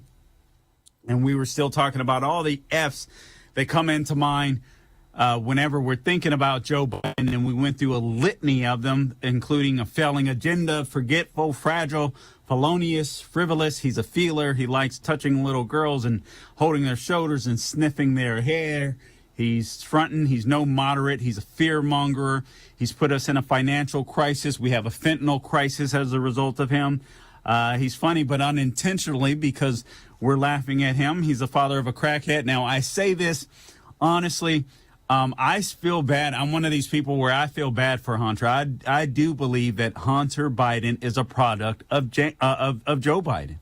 I believe that Joe Biden has been a horrible father. When you send your son out, you know that your son has issues, and you send your son out, you put him in dangerous predicaments where this guy has to basically make money in a corrupt way for the family. What do you expect? It's insane. And then a couple that Sean mentioned I thought were really good, adding to the list of F words or terms, let's say, fomenting racism. And obviously he does do that. I mean, honestly, I feel like this guy has been worse than Barack Obama when it comes to this.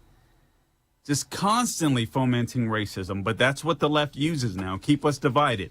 That's exactly what they want to do. And then hopefully this will be true, that he'll only be a 4-year president. Now, quite frankly, I believe that he's deteriorating at such a pace. I was wrong. I thought he would have already been done with, and Kamala Harris would have been in, even though, listen, I know that their preference is to go beyond the midterm mark so that she could run for office a couple of times. But I don't think Biden has it in him. But I mean, the guy has lasted much longer than I thought. So that's yet to be seen. So we'll see what happens as far as that's concerned. I want to go back to some of these issues, some of the failing issues of this Biden administration, because he is a failure. He is a complete and utter liar. He said if you're vaccinated, then no mask will be required. That was in May. And then Biden announced that the CDC and prevention was no longer recommending that fully vaccinated people need to wear masks. However, when Psaki was asked in late July about vaccinated people having a mask up again, she said the CDC was revising its guidance because of the Delta variant. Let me see if I have this article. No, I have the wrong article here. All right, and then let's talk about the southern border. Now, you just heard, and we'll get into this as well on Thursday with Jorge Bonilla, the Media Research Center Latino. But the southern border is absolutely on fire. In March, the DHS Secretary Alejandro Mayorkas said that he said to migrants or illegal migrants, hey, listen, the message is clear. Do not come. The border is closed. The border is secure. We are expelling families. We are expelling single adults under the CDC's authority, under Title 42 of the U.S. Code, because we are in the midst of a pandemic, and that's a public health imperative. That's what he said. But despite that message, over 1 million illegal immigrants entered the U.S., listen to this, from January to July. And then, as we were just talking about, more fentanyl has come into the country under Joe Biden's leadership from October to June than all of the 2020 fiscal year. In June, VP Kamala Harris blamed Trump's immigration policies, including the Remain in Mexico policy, for the border crisis. I mean, it's sad, but these people know that they can just lie and get away with it. And sadly, they can do so because they count on their electorate. They count on their constituents being low information voters, as Rush used to call them. They'll watch CNN, they'll watch MSNBC, and they're convinced that these people are giving them the news when all they're doing is giving them opinion, opining on issues just like I am. And the difference is I will give you some news, but these people go on these television shows and it's like they're speaking. It's like they're speaking Bible. It's unreal. It's unbelievable to me. So they can get away with saying, listen, the Remain in Mexico policy didn't work. Of course it worked. We'll be back with more on the other side.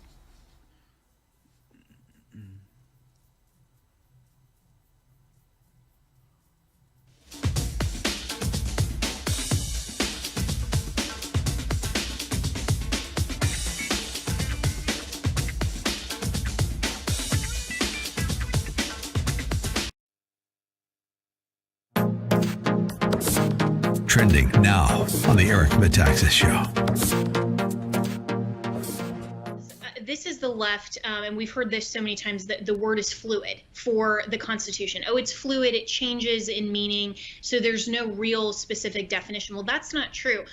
The hallmark of our Constitution is not just separation of powers, but limited specific powers. And so on the federal level, the Biden administration and the executive branch and even Congress are limited to the specific enumerated powers that are given in the United States Constitution. Our 9th and 10th Amendment reserve all powers that are not enumerated to the states and to the people. So that doesn't mean then that the states are just unlimited in their authority either. And so the federal government has absolutely no authority to tell the states what to do with respect to vaccine mandates, with respect to any of these things that infringe upon our liberty and freedom. We're no longer in a state of emergency. The state legislatures can absolutely meet and they can determine whether or not to implement some of these things if they're even constitutional, and there's a lot of reasons that they're not, but that is a specifically legislative designation. So for these executive branch officials to say, hey, we're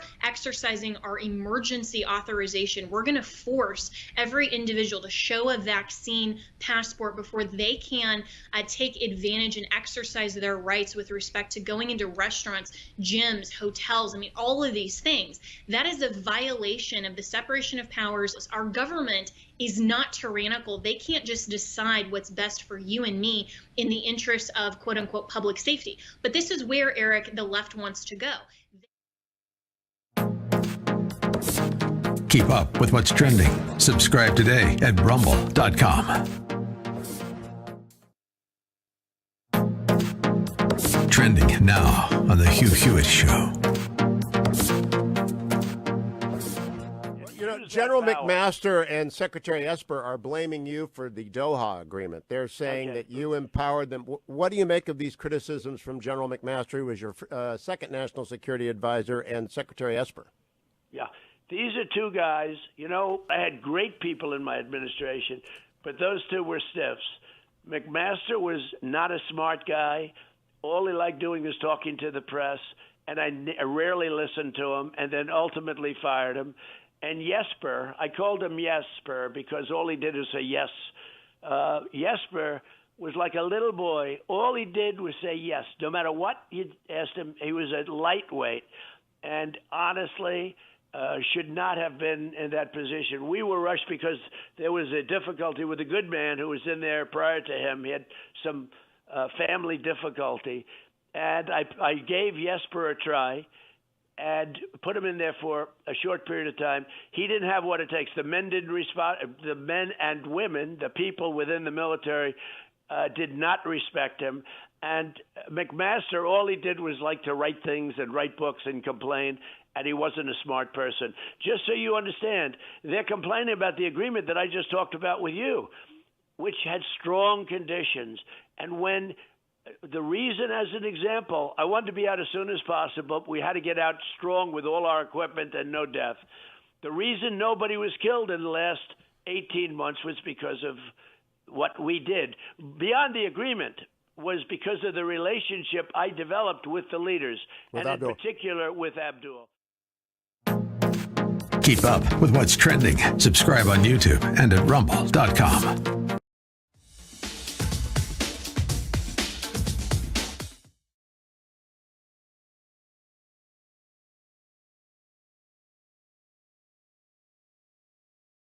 And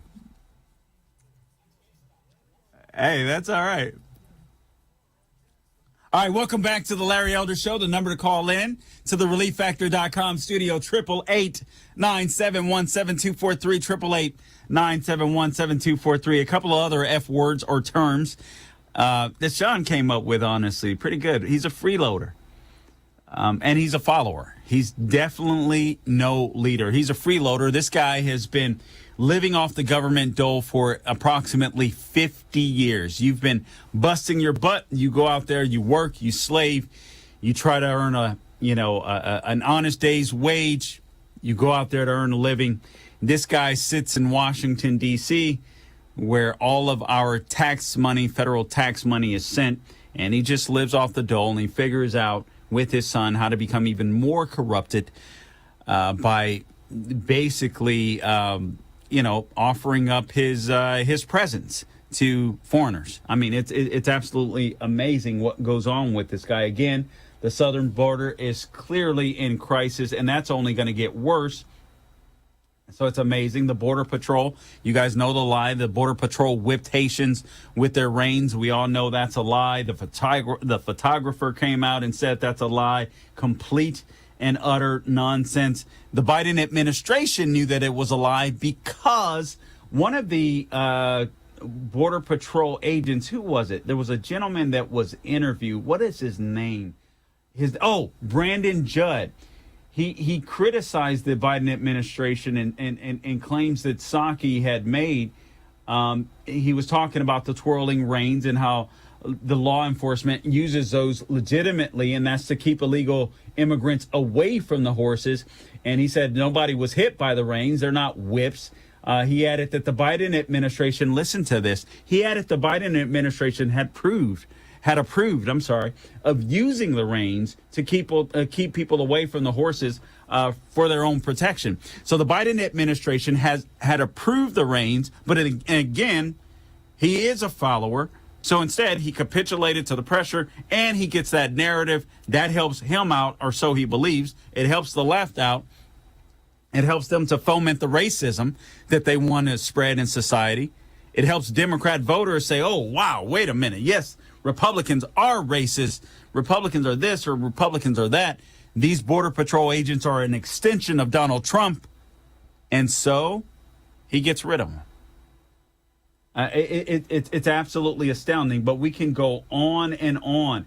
He said that Trump didn't leave a plan for the Afghanistan withdrawal. That's absolutely not true. The Secretary of State, Anthony Blinken, told the House Foreign Affairs Committee that Trump didn't leave behind a plan for withdrawing from Afghanistan. He said he inherited a deadline. We didn't inherit a plan. And they're always clever with their wording, even when they're lying. And these guys are complete and utter liars. Obviously, they did have a plan. Kash Patel, who served on Trump's transition coordination team. Oh, we need to get him in studio, by the way. He's been talking about this Michael Sussman indictment. I mean, the guy really knows his stuff. So he served on Trump's transition coordination team, and as chief of staff to acting Secretary of Defense Christopher Miller, he told John Solomon from Just the News and John Solomon Reports podcast that what Blinken said was completely untrue. He said, we actually did not leave them a deadline. It was a negotiation between the U.S. government, the Taliban, and the Afghans. And if that date was not to work for this incoming administration, they could have moved it. But what they chose to do was to break the entire agreement. So they broke the entire agreement. Obviously, Biden is the president of the United States. He could have done anything he wanted as far as the timeline was concerned, and he chose not to. He chose not to. He was hoping for the picture for 9/11. He was hoping for what do you call it, optics, and it worked out badly. He said the Taliban wouldn't take power in Afghanistan quickly. These are Biden's failures. Guys, we're talking about, think about this. Have we hit the 9-month mark? We're not quite at 9 months yet. And I can just go after failure after failure after failure. This is unprecedented. This guy makes Jimmy Carter look like George Washington. I mean, not that bad, but it's crazy. It's crazy. Military advisors didn't recommend leaving a force behind in Afghanistan. He completely lied. He lied to all of us. Wow. He said that the military didn't advise leaving a force behind to get the people out. We still know Americans are there, stranded, stuck, because the Biden administration abandoned them. Completely insane. And then you have Mark Milley, Joint Chiefs of Staff. You had Secretary of Defense Lloyd Austin. You have General McKenzie, all of them testifying under oath. Well, yeah, matter of fact, we did recommend to the president that he would leave a force of 2,500 troops behind. General McKenzie of Central Command in Tampa said, listen, as a matter of fact, I even upped the ante. I thought he should leave 4,000 behind. He gets in front of the camera. He interviews, I believe, with George Stephanopoulos and completely just lies to us. Completely lies. Throws his generals under the bus, throws his Secretary of Defense under the bus. I don't understand why they stay, except they want to collect a paycheck in retirement, but in sheer disgust of him. Just out of sheer disgust, I don't understand why they don't stay. And callers, I'll get to you, so please don't go anywhere. Pretty amazing. Al-Qaeda is gone from Afghanistan, he said. On August 20th, Biden told a reporter, we went to Afghanistan for the express purpose of getting rid of Al-Qaeda in Afghanistan, as well as getting Osama bin Laden, and we did that. However, that same day, the Pentagon press secretary, Jack Kirby, said, well, we know that Al-Qaeda is a presence as well as ISIS in Afghanistan, and we've talked about that for quite some time. We do not believe it is exorbitantly high, but we don't have an exact figure for you. So he just lied. Because this is what he does. I'm telling you, I believe this guy, this is all he's done his entire career. He doesn't know anything else. America, wake up. Stop falling for this nonsense. This guy is a habitual liar. He is a follower. He is not a leader. He is not worthy of the White House, and he needs to go. $3.5 trillion spending package, he says, will cost zero. Won't add to the national debt. He can't even count. The guy can't even count. He's in the White House. We got to get rid of him. We'll be back.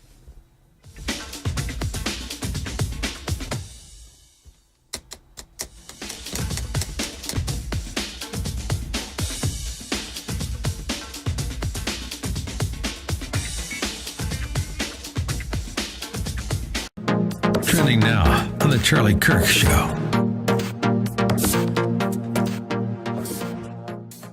Barack Hussein Obama announces a trade. Now, it's not a trade for Brett Favre from the Falcons to the Packers. It wasn't a trade of Bill Russell to some no-namers. It wasn't a trade of some musical for Babe Ruth. No. It was a trade for the terrorist all-star team from Gitmo, 5 of them, the Fab Five, the Killers, for a traitor. Many of you will now remember this quickly. Some of you that are younger that are listening have no memory of this. This was the famous Bo Bergdahl for Gitmo trade that happened in May of 2014. Keep up with what's trending. Subscribe on YouTube today. Man, I miss my father, and I want him to be here with me, but he's not.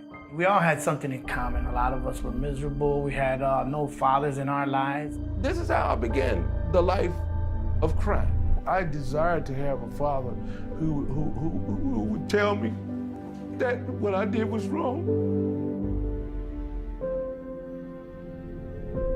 Look for Salem Now in the App Store or go to salemnow.com.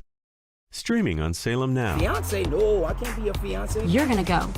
You're gonna be my fiance, and you're gonna be the most amazing, fascinating, most successful man ever. We're only gonna be there for a few hours, eat dinner, and I promise we'll have the best breakup of all time. My baby, my princess. Oh, yeah.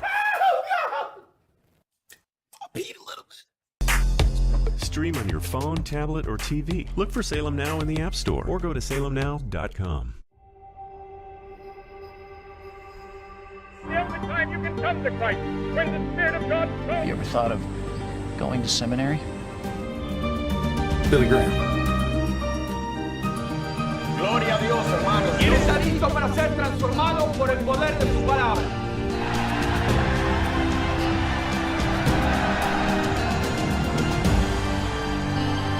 Look for Salem Now in the App Store or go to salemnow.com. The Democratic Party somehow has convinced black people that they're the good guys. Never mind the skanky history of the Democratic Party. That was a party of slavery. They're racist, racist, racist. Everything's racist. Look for Salem Now in the App Store or go to salemnow.com.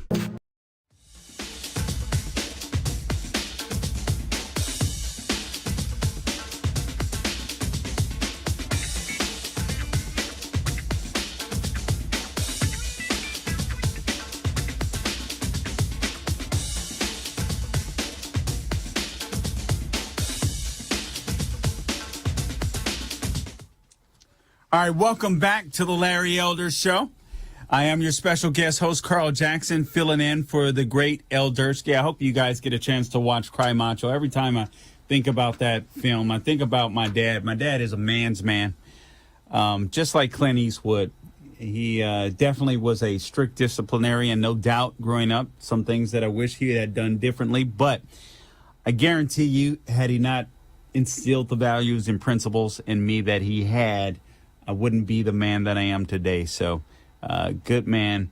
And honestly, whenever I hear that Cry Macho, I think of my dad too. He looks like a black Michael Landon. You guys remember Michael Landon, Little Joe on Bonanza? I mean, it's so weird.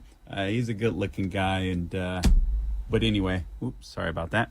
But anyway, Cry Macho. If you haven't seen it, make sure you go see Cry Macho. Let's go ahead and take a call real quick. Let's go to Dan in San Diego. Dan, welcome to the Larry Elder Show. You got the mic. Thank you.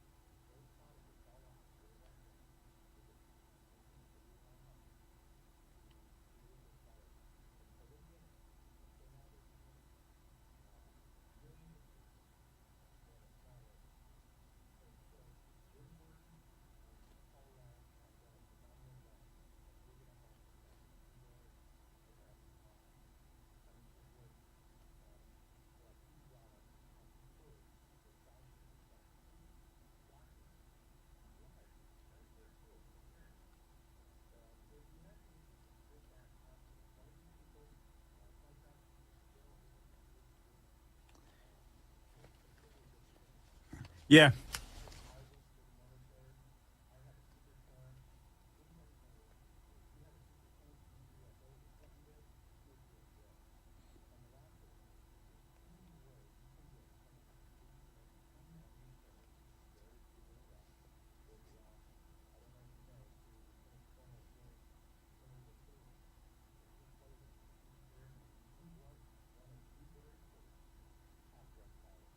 All right, that's interesting. I will look into that. I appreciate the call, Dan. Appreciate you being out there in San Diego and listening. Listen, I think there's a lot more to this story when it comes to this virus than we think. We've heard of the Great Reset. I mean, they put it out on the internet. It's not like it's hard to find. It's insane where we're at. If you would have told me 2 years ago we'd be where we are today, I wouldn't have thunk it. I thought we were headed there, but we're there, folks. We'll be back on the other side. More on Gavin Newsom and Justice Clarence Thomas when we get back.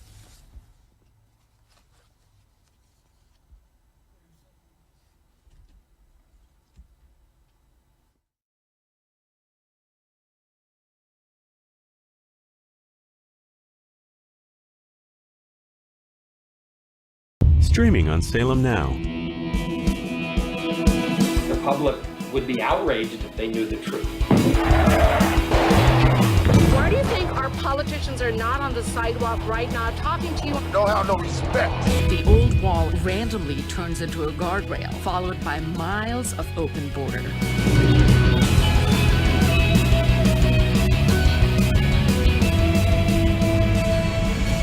Human trafficking, God. That journey is extremely dangerous. The 7-year-old girl died in the desert. From the country of India. A great pillar of the community was killed by a man who had been deported at least twice. This little urn contains the ashes of my son. His dreams cut short forever. We're so worried about other countries' problems, and we don't even focus on our own. Look for Salem Now in the App Store or go to salemnow.com. Streaming on Salem Now. I grew up poor, which is even worse than being poor. Our lunch consisted of whatever my mother could scrape together from the dinner the night before. We would have sandwiches with no meat. My American dream entailed working hard and making $20,000 a year. But I surpassed that goal and became a corporate CEO. Put in an economic growth plan called 999.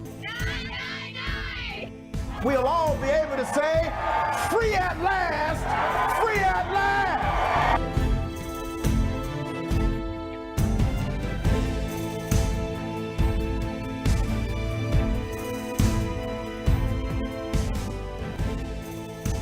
Look for Salem Now in the App Store or go to salemnow.com.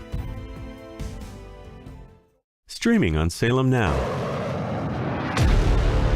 We understand that a plane has crashed into... The people who knocked these buildings down will hear all of us soon. Biggest and most costly manhunt in U.S. history. United States killed Osama bin Laden. There are reports surfacing that Al-Qaeda has placed a $50,000 US bounty on the heads of any U.S. Navy SEALs. Nobody's going to survive that. There's nobody in that.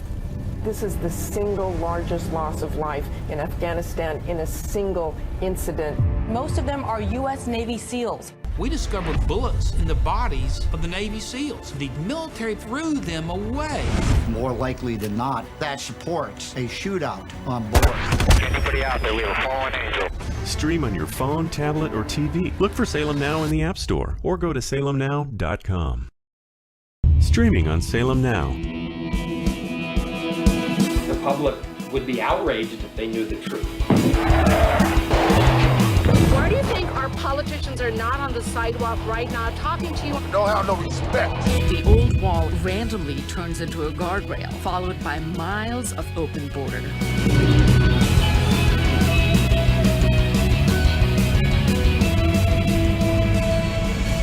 Human trafficking, God. That journey is extremely dangerous. The 7-year-old girl died in the desert. From the country of India. A great pillar of the community was killed by a man who had been deported at least twice. This little urn contains the ashes of my son. His dreams cut short forever. We're so worried about other countries' problems, and we don't even focus on our own.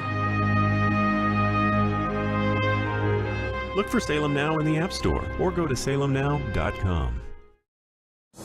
This is a story of how 1 million children were placed with local foster families.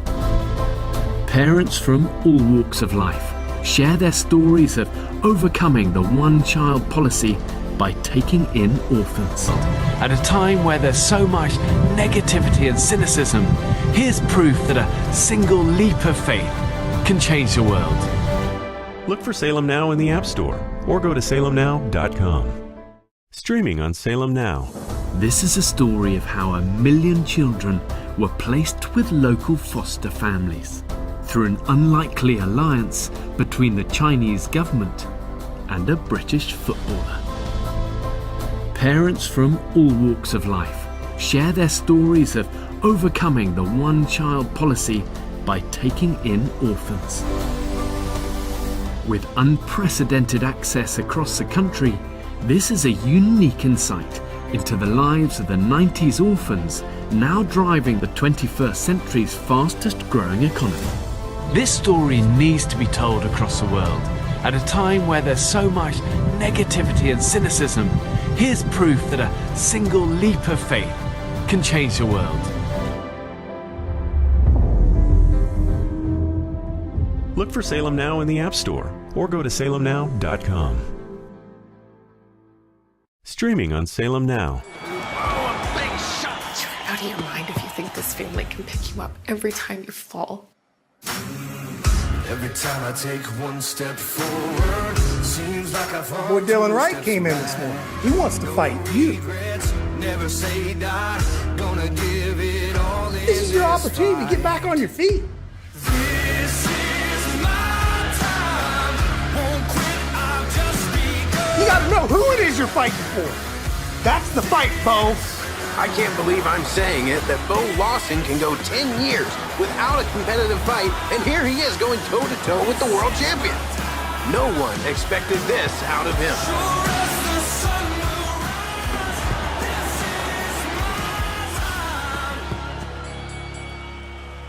Stream on your phone, tablet, or TV. Look for Salem Now in the App Store or go to salemnow.com. Streaming on Salem Now.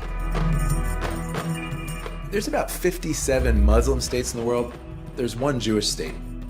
The massive ingathering of Jews in the last 150 years back to the land is absolutely unprecedented. They say that there's no greater sign of redemption coming than the Jewish people returning to the hills of Judea. As a Christian, I've always supported Israel's claim to the Holy Land. To me, the Palestinians were just getting in the way of God's plan. 300,000 Palestinians are unemployed.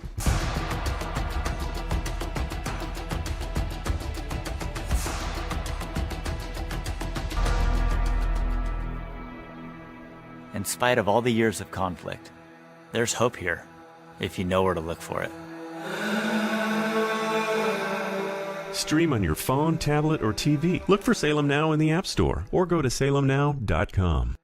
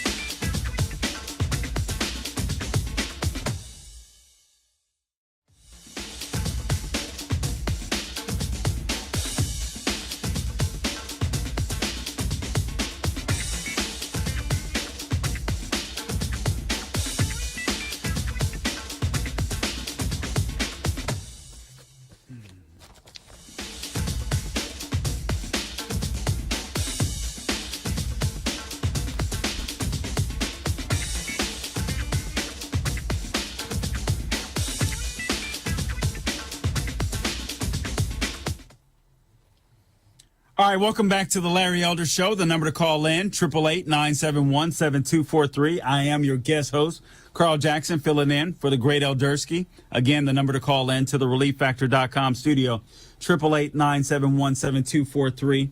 888-971-7243. I still got a lot of stuff that I want to try to cover and get to in this hour. Gavin Newsom is absolutely going cray-cray in California. You got Kyrsten Sinema and Senator Joe Manchin literally being stalked. You have this Georgia Democrat that said she'd rather have a Confederate statue than one of Justice Clarence Thomas. Just a complete ignoramus. We'll get into that. And, of course, what I want to try to get into is just take you back, take you down a trip down memory lane. Anita Hill, Christine Blasey Ford, just straight up liars. People that were willing to destroy people's, literally destroy their names, run their names through the mud for political purposes. This is who the left is. This is what the left does. This is the party of the KKK that have many black voters believing that Republicans are. I mean, it's astounding, but this is what the left does. This is a party that should be over and done with. We're not going to be able to defeat Democrats by operating on the same basis. These people don't respect America. These people don't respect our Constitution. And I think it's time for a revolt in different ways. I mean, for one, you can do simple things. Fauci is Scrooge for Christmas. He had to backtrack because he was getting there was so much buzz, there was so much heat coming his way, and now all of a sudden he's like, well, I didn't exactly say, have your Christmas. Have your Christmas. Learn about therapeutics. Go have some fun with family. These people have kept you locked down for long enough. They've kept you locked down for long enough. It's insane. And they'll keep this thing rolling. I won't be able to get to these tonight. We just simply don't have enough time in the show. But I will touch on them tomorrow because this is getting out of hand. You want to know how little systemic racism, or how racism is such a small, just not a big deal in the United States anymore. Oh, what an Uncle Tom, what a sellout, blah, blah, blah. Yeah, I mean, black women are the highest graduates when it comes to college education. It's amazing. It is amazing. Racism can't stop you. Of course, there's going to be some forms of racism. There always will be on this side of eternity. But is our system geared against black people? Is our system geared against minorities? No, it's not true. Look at what a lot of Latinos accomplish. Look at what a lot of Asians accomplish. Look at what a lot of Africans accomplish when they come to the United States of America. Look at what many Haitians accomplish. It's astounding. There's no one out there stopping you. There's no boogeyman. Did we have to deal with this stuff? Yes. Have we dealt with it? Yeah. Are there some racist people in America? Of course. Will there always be? Of course. Can they stop you? No. No. Not anymore. Listen to these headlines before I move on. Black woman charged with posing as a white KKK member, leaving terroristic threats. I'm telling you, I can't read this one without laughing. Because just reading the headline, and I haven't gotten into it, but the lady's name is Teresa Lucas, 30, and she was charged last week by police in Douglasville, Georgia. It reminds me of the character, and Sean just sent this to me, of that Dave Chappelle used to play Clayton. What is it? Clayton Bigsby, where he was black, but he was in the Klan, but he was blind, so he didn't realize that he was black. You go back and watch some of these skits. It's unreal. And it reminds me of this. But it's almost as if there is so little racism that even blacks, sadly, are stirring it up for the sake of what? I don't know. Purpose? Meaning? Divisiveness? It's insane. White supremacists who scrawl racist graffiti on walls. This is another headline from PJ Media in Missouri. High school turns out to be a black student. Here's another headline. Black student is revealed to have written N-word graffiti that called for death of black people and led to walk out at Missouri high school. It's insane. It's insane. I'm going to get into this a little bit tomorrow night. I'm going to have Michaela Getz back on the Something Burger podcast. She's going to be talking about luxury. What is it? Not luxury beliefs. So we'll get into that at the 7 p.m. hour Eastern, 4 p.m. Pacific time tomorrow. But I'm going to tie in. I'm developing this idea of luxury racism. You just you cry racism, but you don't experience the consequences of it. So I got to develop that a little more. Still plenty to get into. This is Carl Jackson in for Larry Elder. Again, if you want to call in, 888-971-7243, 888-971-7243. What I like to do is play some audio clips for you, a couple of audio clips, because I've been telling you, I talked to you briefly about Kyrsten Sinema, Senator Kyrsten Sinema. This lady was stalked, followed in the restroom, some little social justice warriors. Then you had Senator Joe Manchin out on his houseboat being stalked by people rolling up on him on canoes, kayaks, or whatever they were, in order to intimidate them to spend more of your money, to bankrupt you. Inflation is at a 30-year high. For those of you, you don't have to be a mathematician to understand inflation. This is simple. Go to the grocery store and look at how much more you pay now that Joe Biden is in office. Go to your gas station and look at how much more you paid now because Joe Biden is in office. Gas prices, energy prices affect every aspect of your life. It's astonishing. I want you to Google fossil fuels. Google fossil fuels and items made from petroleum and fossil fuels. You will be amazed. There's virtually nothing you use that isn't impacted by fossil fuels, what the left is trying to get rid of. It makes no sense whatsoever. But they want power. They want control. They want you to be fearful. It's all the left does. It's all the left does.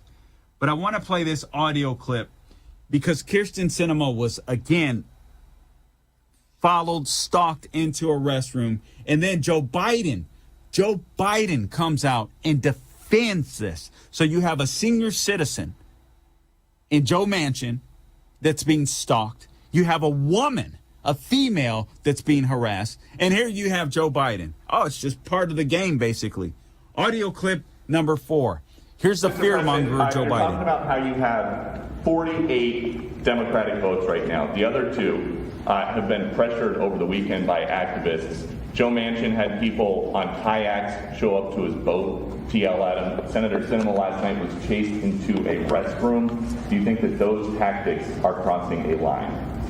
I don't think they're appropriate tactics, but it happens to everybody. From the only people it doesn't happen to are people who have Secret Service standing around them. It's part of the process. Yes. Yeah. So it's part of the process. It's part of the process. Scare a woman to death in a restroom while she's hiding out in a stall, and you go to a man's houseboat and terrify him. Yeah. Part of the process. We got a thug in the White House. When he can remember that he's a thug, we got a thug in the White House. This guy is a national disgrace. He is a national disgrace. This guy is bringing America down to size. And quite frankly, I believe it's what the left wants to do. And they've got the useful idiot in the White House, the puppet in the White House, to do just that. This guy acquiesced to the far left when it came to this bill, this monstrosity, $3.5 trillion. $3.5 trillion. We can't even comprehend that. I'll say this. Biden has put $40,000 more debt on your table since he's been in. We'll be back.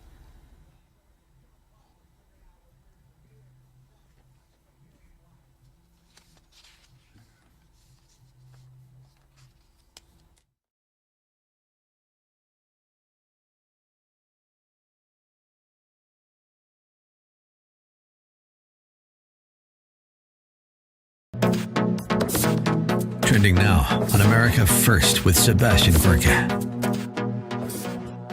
What happens when they are perhaps, God forbid, murdered by their parents? Whose responsibility is it? Well, you know, they're worried about the Taliban and the Taliban women. Worry about the Taliban in America. Because that's what these guys are real for. Yeah.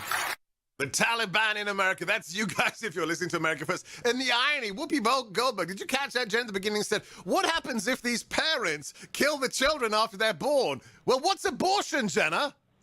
Well, right. I mean, so we're okay with them murdering their children before they're born. We're just concerned with murdering after they're born. Got it. So legalizing unborn children's murder, totally fine with the radical left, but their arbitrary line is saying, oh, I'm sorry, after birth, then it becomes actual murder. I mean, this is how crazy the left is. Keep up with what's trending. Subscribe today at rumble.com. Trending now on the Dennis Prager Show.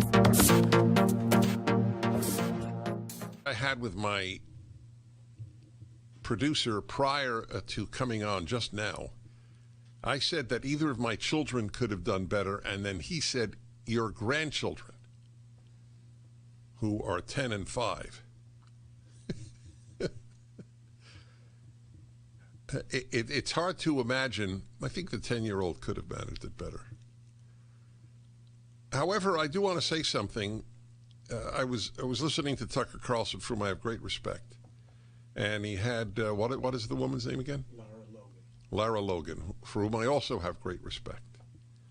And she was on, and she was saying, opposing the way in which we exited or are exiting Afghanistan does not mean that one opposes exiting Afghanistan.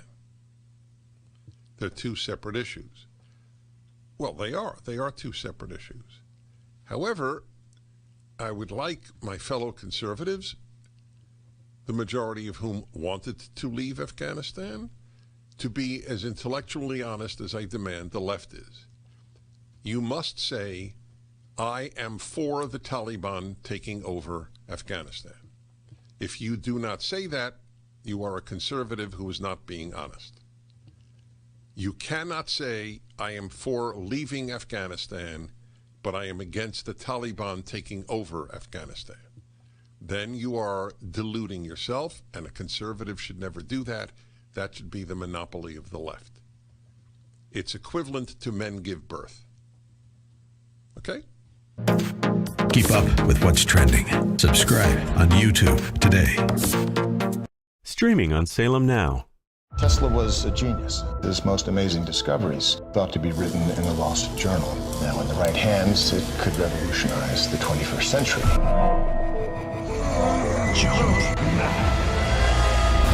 If you can stop an earthquake, doesn't that mean you could start one too? That's why that notebook should never fall into the wrong hands. There's an old brown battered notebook in my office at work. You have to find it, take it, and keep it hidden at all costs. If we are to build the superhuman, we must first eliminate those who are flawed. People are created equally. All of downtown, the high-rises were built on rollers to withstand horizontal shakes. A vertical quake this size could collapse half of downtown. Shall we stop this thing? Save the universe!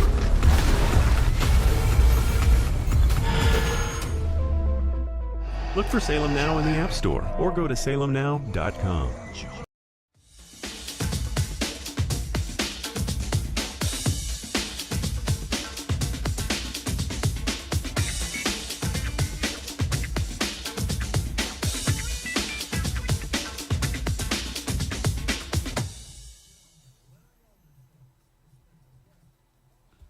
All right, welcome back to the Larry Elder Show. I am your special guest host, Carl Jackson. Sean made a great point. The best F word or F phrase that we could use for Biden would be former president. Former president. I look forward to saying those words, no doubt. That's a good one, Sean. Former president. Man, do I look forward to that.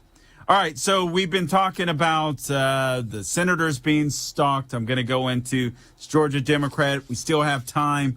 Georgia Democrat, I'd rather them keep a Confederate monument than a statue of Clarence Thomas. I want you to understand the Anita Hill and the Christine Blasey Ford almost, it was the same playbook. It is uncanny. It's eerily uncanny. It's the same thing. One lady is black, one lady is white, different media, social media, so on, etc. But it's the same playbook. Same playbook. And here you have Democrats still running Justice Thomas's name through the mud. I forgot to play a clip for you. I played what Biden said in order to defend, or somewhat defending what, actually he did defend what happened to Senator Sinema and what happened to Senator Joe Manchin. And listen, I do believe in calling. I do believe in protesting if you want to protest. I don't like this. I wouldn't want to see either side do it, to be honest with you.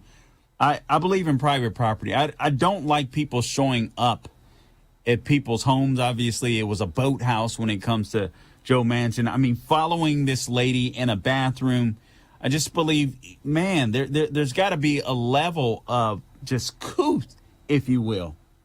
It's insane what we're seeing. But if you haven't heard the audio of what happened to Kirsten Sinema, let's play that for you. Let's go to audio clip 8. Here's what happened to Senator Sinema. Need has the solutions that we need. We knocked on doors for you to get you elected, and just how we got you elected, we can get you out of office if you don't support what you promised us. We need 7 million citizenship for 7 million. We need the Build Back Better plan right now. My name is Blanca. I was brought here to the United States when I was 3 years old. And in 2010, my grandparents both got deported because of SB 1070. And I'm here because I definitely believe that we need a pathway to citizenship. My grandfather passed away 2 weeks ago, and I was not able to go to Mexico and visit him because there is no pathway to citizenship. And if we have the opportunity to pass it right now, then we need to do it, because there's millions of undocumented people just like me who share the same story or even worse things that happen to them because of SB 1070 and because of anti-immigrant legislation. And this is the opportunity to pass it right now, and we need to hold you accountable to what you told us, what you promised us that you were going to pass when we knocked on doors for you. It's not right. I'm a survivor. People are insane. First off, I don't believe this girl knocked on doors for her. Secondly, she'd be the first person I'd deport. Honestly, I'm so sick of this. You don't have a right to our country because you break in. You don't have a right to the country. Well, Carl, they owned it. We're occupiers. Shut up. You don't know what you're talking about. Go back and look at the Treaty of Guadalupe Hidalgo. We're good. We're good. The way that nations were built, the way that nations were established, honestly, it was war. It was conquering. This is human history. Grow up. It's weird to me, but leftists, they never grow up. They never grow up. That girl, however old she is, she'll be singing the same tune. If she's on the left, she'll be singing the same tune at 40 years from now. Still sounding like a little girl. They never grow up because it's all emotion. It's what they do. They're talking about this bill and they're talking. Let me just remind you of this real quick, and I promise I'll get into the Clarence Thomas thing, and I'll touch on Gavin Newsom. But I just want to remind you, everyone's talking about these numbers: 1.2 or 1.1 trillion dollar infrastructure bill, $3.5 trillion, and we keep mentioning the money, and we should mention the money because obviously we don't want to go into more debt. Government doesn't have money unless they take money from you. And we don't want to go into more debt. They pretend like money just grows on trees. You have to pay for it. You have to work for it. And it's wrong. They'll add hundreds of billions of dollars, now trillions, to the national debt. Well, how does that affect you? Listen to this. The national debt has increased $5.2 trillion, and this was back in August. There was $5.2 trillion then. I'm reading an old column. That's $40,000 per household. It's increased since then. So you just bought like a Lexus ES350. You don't even know it. Go check your driveway. See if it's there because you're going to pay for it. This is how the left rolls. Fake and inappropriate pay-fors. This bill includes provisions. This is the $1.2 trillion deal, and they're talking about 3.5. This is insane. Oh, you got to spend this, you got to spend this, you got to spend this. You do not have a right to my body. You do not have a right to my labor. You do not have a right to my blood, sweat, tears. Leave. You can leave. That girl would be the first I deport. I'm sorry. I used to have a level of sympathy for some of these people, but the way they behave, they are just trying my patience, especially especially when you see the border crisis that we have now. It's insane. We're going to hit 2 million easy this year. 2 million illegal aliens. And understand this, since we are the kindest, the most generous nation that this world has ever seen, we have 1 million legal immigrants that come in, that want to do it the right way, that want to be a part of this country. And then you have this entitled little brat that breaks into our country. Her parents breaks into our country and then spits in our face. You better do this. You better do that. I don't know you, Jack. It's insane. This is insane, man. I'm telling you, I can't even get on topic. This stuff is driving me so nuts. It's just crazy. Inappropriate paperwork. They use all these gimmicks to say they're paying for this stuff. They're not paying for this stuff. They're not paying. You're going to pay for it, and then you're still going to be in debt. The only way they'll pay this stuff is to print more money, which means inflation rises. If they pass this bill, I want you poor people to understand this. I want you poor people to understand this because you're going to be hit the hardest. If they pass this bill, look at grocery prices now. I want you to go to the store and I want you to pay attention. Look at clothing prices. Look at grocery prices. Look at gas prices. And if this bill passes, I want you to see how they'll tick up. It is going to be astronomical. If you think you are poor now, you're going to be po. You're not going to be able to. You're not going to be able to afford to be poor. These people are nuts. They don't know how to count. They don't know how to handle money. Biden has been in Washington forever. He's never run jack. He doesn't understand how to create wealth or how to create jobs. This guy is an abysmal failure.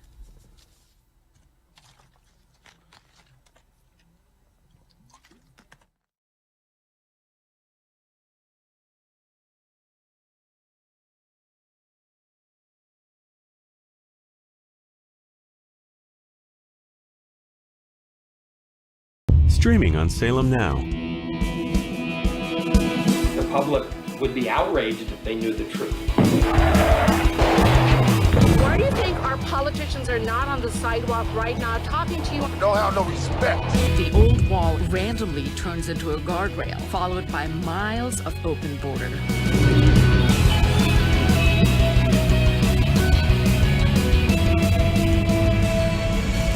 Human trafficking, God. That journey is extremely dangerous. The 7-year-old girl died in the desert. From the country of India. A great pillar of the community was killed by a man who had been deported at least twice. This little urn contains the ashes of my son. His dreams cut short forever. We're so worried about other countries' problems, and we don't even focus on our own. Look for Salem Now in the App Store or go to salemnow.com. This is a story of how 1 million children were placed with local foster families. Parents from all walks of life share their stories of overcoming the one-child policy by taking in orphans. At a time where there's so much negativity and cynicism, here's proof that a single leap of faith can change the world. Look for Salem Now in the App Store or go to salemnow.com. Streaming on Salem Now. This is a story of how 1 million children were placed with local foster families through an unlikely alliance between the Chinese government and a British footballer. Parents from all walks of life share their stories of overcoming the one-child policy by taking in orphans. With unprecedented access across the country, this is a unique insight into the lives of the 90s orphans now driving the 21st century's fastest growing economy. This story needs to be told across the world. At a time where there's so much negativity and cynicism, here's proof that a single leap of faith can change the world.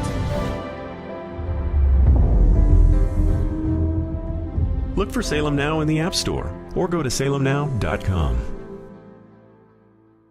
Streaming on Salem Now. Out of your mind if you think this family can pick you up every time you fall.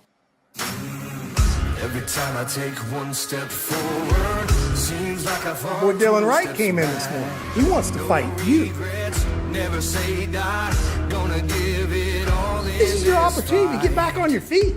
This is my time. Won't quit, I've just begun. You gotta know who it is you're fighting for. That's the fight, Bo. I can't believe I'm saying it, that Bo Lawson can go 10 years without a competitive fight, and here he is going toe-to-toe with the world champion. No one expected this out of him.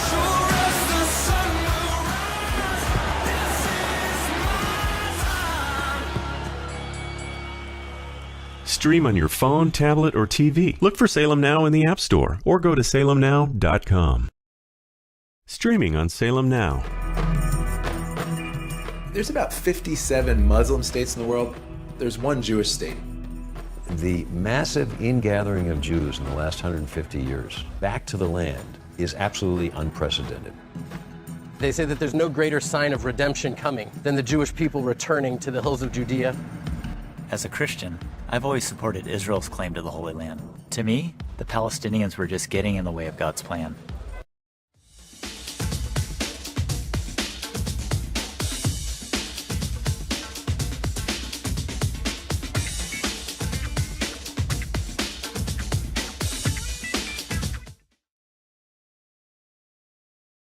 Host Carl Jackson filling in for the great Eljersky.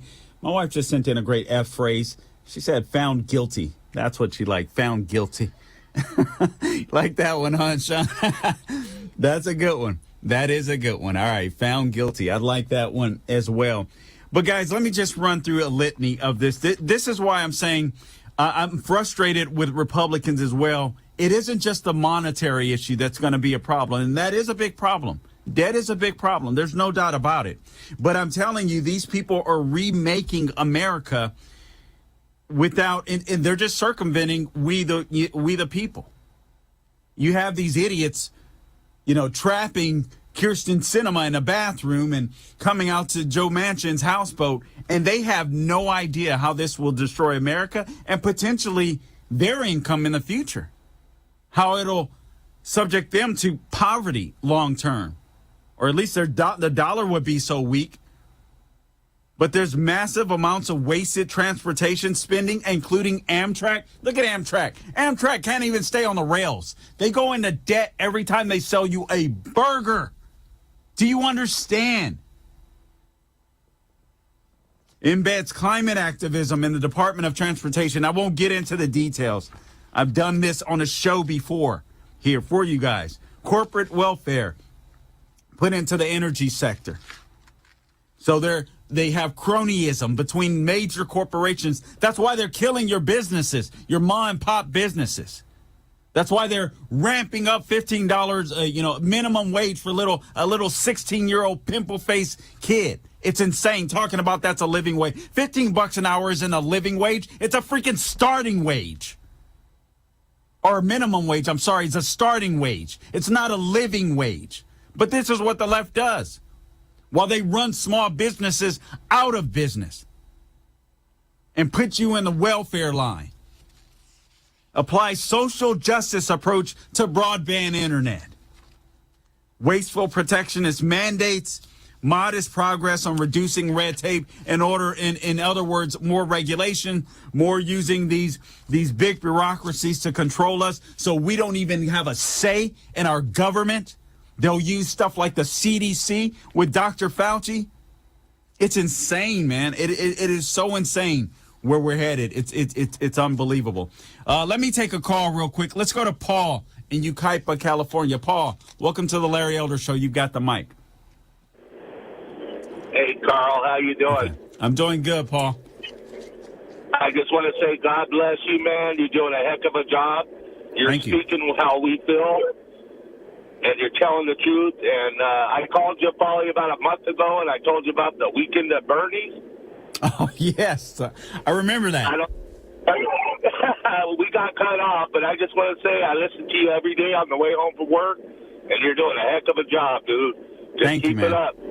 Thank you. All right. God bless you, brother. All right. God bless you. I appreciate the call, Paul. Thank you for listening in from Yucaipa, California. how much time do I have before? Okay. All right. So let me go into this story. Let me get started on this. So Newsom institute this unnecessary vaccine mandate for kids K through 12. Hat tip for man. California Governor Gavin Newsom. You guys know this, but he announced the first of its kind in the Wuhan coronavirus vaccine mandate for students in kindergarten through 12th grade on Friday. Guys, I would not be taking my kid to school.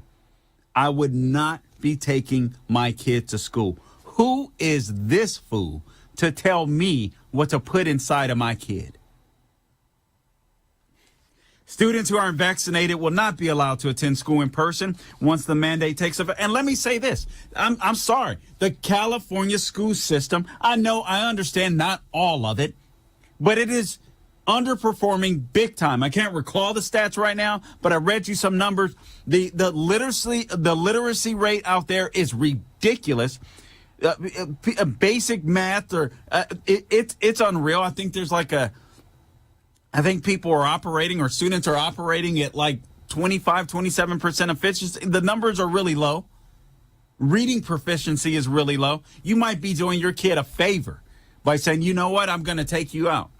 If you want to make it happen, parents, you can make it happen. It's not going to be easy, but I think it is time to pull some of these kids out of these public schools. I understand a lot of people just can't do it. I get it. But if you can't do it, you're going to have to fight a little harder. Who is this guy? The likelihood that children will die from this disease is so infinitesimal, it's almost 0%. It's virtually non-existent. It isn't the mumps. It isn't measles. It's nowhere close to those numbers. You're talking about a 0 to 0.2% chance. It's insane. All right, let me talk to you about Pure Talk USA. The best kept secret is out. Like me, hundreds of thousands of people have said goodbye to their overpriced Verizon, AT&T, or T-Mobile plans and switched to Pure Talk. That's because you get the same great coverage on the same great 5G network as one of the big guys, but for about half the cost. The average family is saving over $800 a year. So what are you waiting for? You can keep your number and keep your phone, or get huge discounts on the latest iPhones and Androids. Get unlimited talk, text, and 6 gigs of data for just $30 a month. Or if you want unlimited data, you can still save a fortune. Listen, I'm a Pure Talk customer. I believe in the way they treat their customers. Plus, they have a 30-day risk-free guarantee, so you literally have nothing to lose. From your cell phone, dial pound 250 and say Larry Elder, and you'll save 50% off your first month. That's pound 250, say Larry Elder. Pure Talk is simply smarter wireless.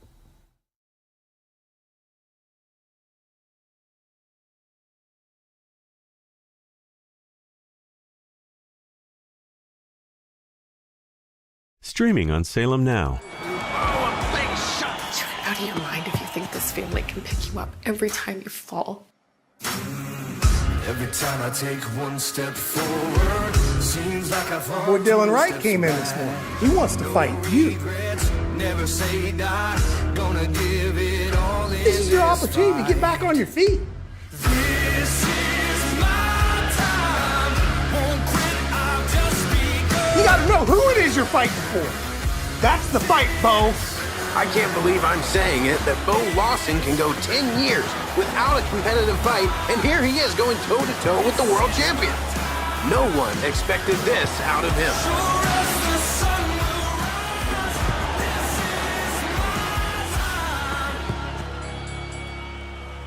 Stream on your phone, tablet, or TV. Look for Salem Now in the App Store or go to salemnow.com. Streaming on Salem Now. There's about 57 Muslim states in the world. There's one Jewish state. The massive ingathering of Jews in the last 150 years back to the land is absolutely unprecedented. They say that there's no greater sign of redemption coming than the Jewish people returning to the hills of Judea. As a Christian, I've always supported Israel's claim to the Holy Land. To me, the Palestinians were just getting in the way of God's plan. 300,000 Palestinians are unemployed.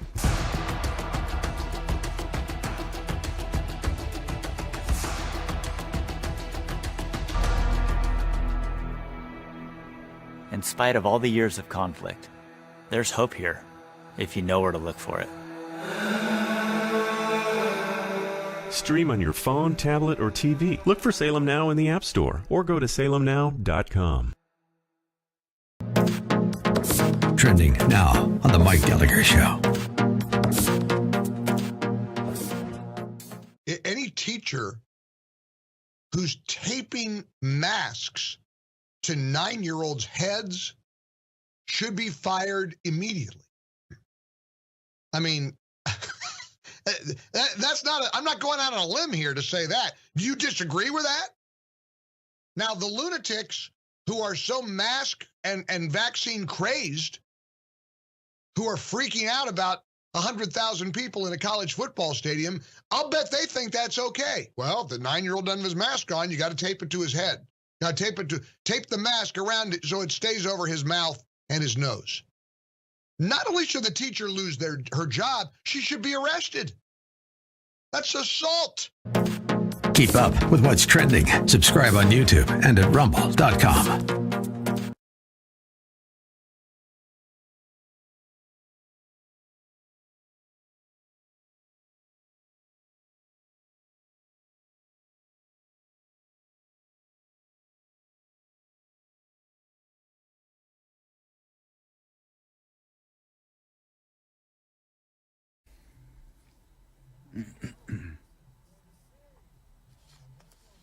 All right, welcome back to the Larry Elder Show. I am your special guest host, Carl Jackson, filling in for the great Eldersky.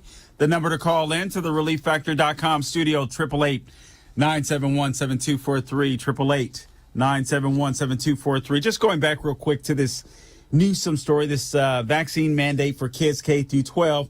Students who aren't vaccinated will, again, not be allowed to attend school in person once the mandate takes effect, which will phase in as FDA approval kicks in for younger age ranges. The FDA has so far only fully approved one COVID vaccine, and that's Pfizer 2-shot mRNA vaccine, now marketed as Comirnaty for those 16 and older. In a press conference held at school, Newsom announced a statewide requirement for in-person instruction for all of our children to add to a well-established list that currently includes 10 vaccinations and well-established rules and regulations that have been advanced by the legislature for decades. I don't know why I have not given you the numbers as far as measles, mumps, the survivability, the death rates, and all that kind of stuff. I'm going to have to do that for you by mañana. I mean, it's so out of whack. It's not even funny. But this is what the left does. They fearmonger. They want to gain control of you. This is their modus operandi, circumvent the Constitution. You notice how nothing feels like we the people anymore. Nothing feels like that, right? It feels like politicians are running everything, and they absolutely are. They're using these bureaucracies to do stuff. Newsom feels totally emboldened, and this is insane. Let me give you some numbers from the American Academy of Pediatrics real quick. The American Academy of Pediatrics reports that severe illness due to COVID-19 is uncommon among children, and cumulative data from 24 states, including New York City, show just 0.1% to 2% of all their child COVID-19 cases resulted in hospitalization. Let me say that again. 0.1% to 2% of all of their COVID-19 cases resulted in hospitalization. And listen to this. Brace yourself. 0.00% to 0.03% of all child COVID-19 cases resulted in death. All right, guys. They're destroying the country for your children's lives, their futures. They're fear-mongering your children. They're going to brainwash your children. I wish I could sue California. God's honest truth. I had this foreboding fear that the ozone layer was going to open up and burn me up, and then global warming, all this kind of stuff that I would hear preached when I was a kid. Not so much. We're good. I'm good. It's amazing. So as a Mayo Clinic explains, the Wuhan coronavirus most commonly affects middle-aged and older adults, and the risk of developing dangerous symptoms increases with age, with those who are age 85 and older at the highest risk of serious symptoms.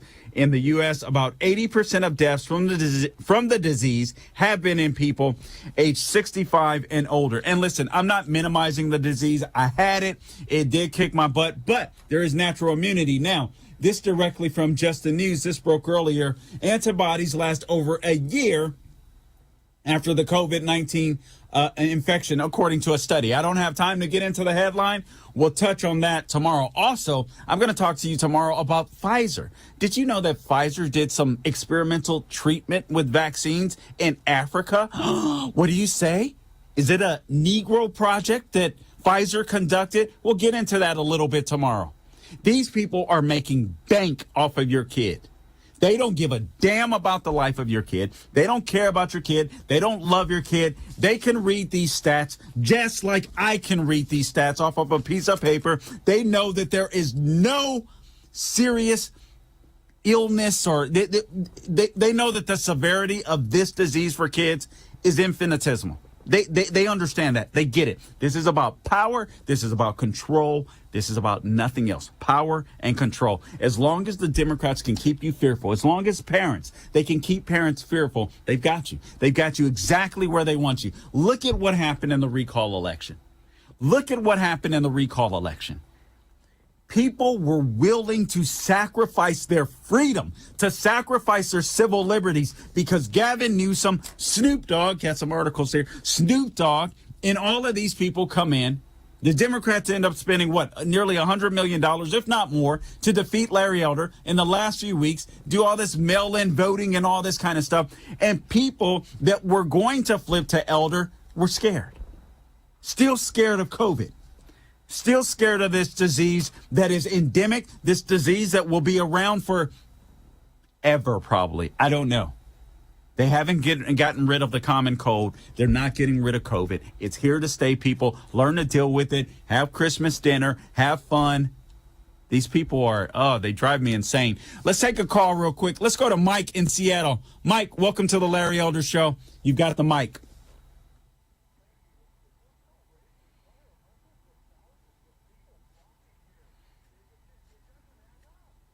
You know what, Mike? Here's why hundreds of people, or actually millions, are flocking here because they haven't heard the Democrats' mantra yet, and hopefully they don't. No, I'm just, but I'm being, obviously, I'm joking around, but obviously the rest of the world knows that America isn't systemically racist. They are fleeing countries that are. This is the greatest country that God has ever given man. People know it. That's why I was able to read headline after headline of people inventing these hoaxes. What I'm going to brand as luxury racism. I'll try to play with that a little bit tomorrow when there's really no consequence to it. You can cry racism, because really it doesn't exist.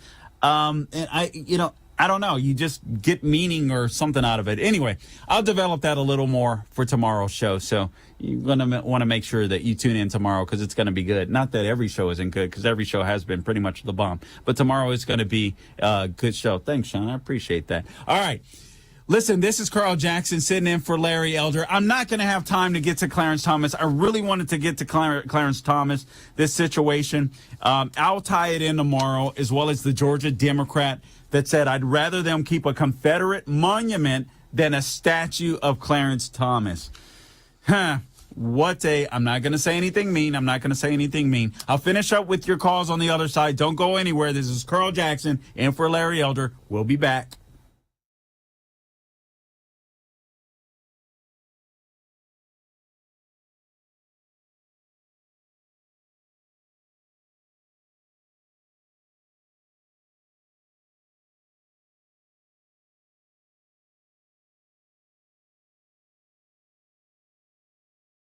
This is why we're fighting for the soul of America. You should be able to share ideas without fear of being fired from your job or shouted down. You are not to be heard. This is one of the few things we have no precedent for in the United States. You have the right to remain silent. Look for Salem Now in the App Store or go to salemnow.com. Man, I miss my father, and I want him to be here with me, but he's not. We all had something in common. A lot of us were miserable. We had no fathers in our lives. This is how I began the life of crime. I desired to have a father who would tell me that what I did was wrong. Look for Salem Now in the App Store or go to salemnow.com. I grew up poor, which is even worse than being poor. We would have sandwiches with no meat. My American dream entailed working hard and making $20,000 a year. But I surpassed that goal and became a corporate CEO. We'll all be able to say, free at last, free at last. Look for Salem Now in the App Store or go to salemnow.com. Streaming on Salem Now. I think this family can pick you up every time you fall. Every time I take one step forward. Well, Wright came in this morning. He wants to fight you. No one expected this out of him. Look for Salem Now in the App Store or go to salemnow.com. The Democratic Party somehow has convinced black people that they're the good guys. Never mind the skanky history of the Democratic Party. That was a party of slavery.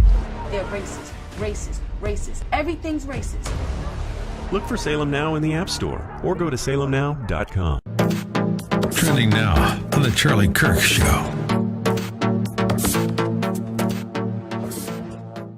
Afghanistan continues to be a mess, and Americans are stranded in Afghanistan, and our government is uncertain what to do. We have some exclusive frontline updates from Afghanistan to share with you, including how private contractors and private citizens are stepping up and doing the job that our government refuses to do.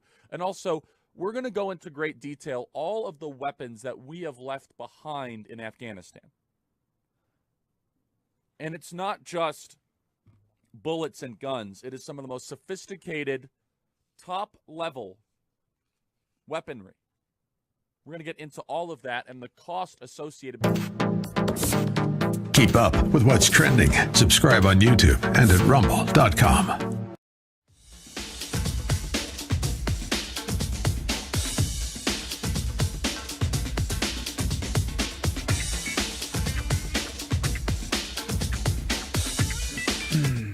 All right, welcome back to the Larry Elder Show. Again, this is your special guest host, Carl Jackson, filling in for Larry Elder.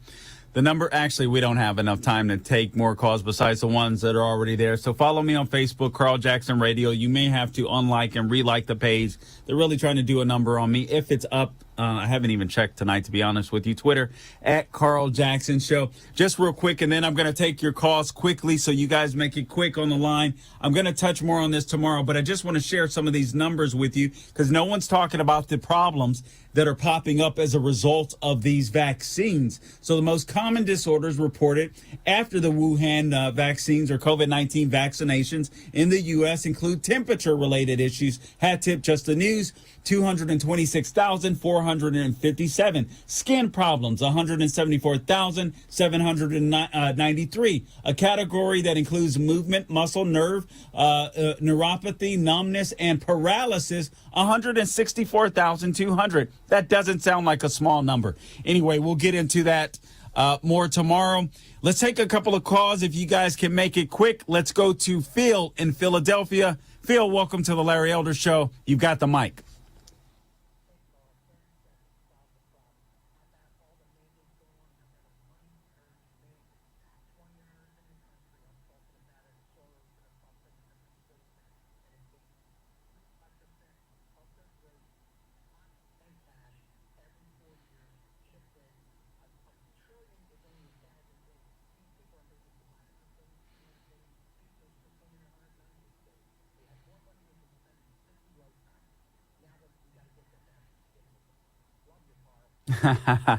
Thanks, Phil. Listen, here's what I wish. I wish that they would allow capitalism to thrive so that we all could reach the level of billionaire status if we so chose, and if God gave us the gifts to do so. I'm not a wealth taker. I just wish that these people weren't evil. They're just not all of them, obviously, but Soros is a disgrace to his Jewish heritage. He really is. Let's take one more call. Let's go to Alan in San Bernardino. Alan, welcome to the Larry Elder Show. You got about 30 seconds, but you got the mic.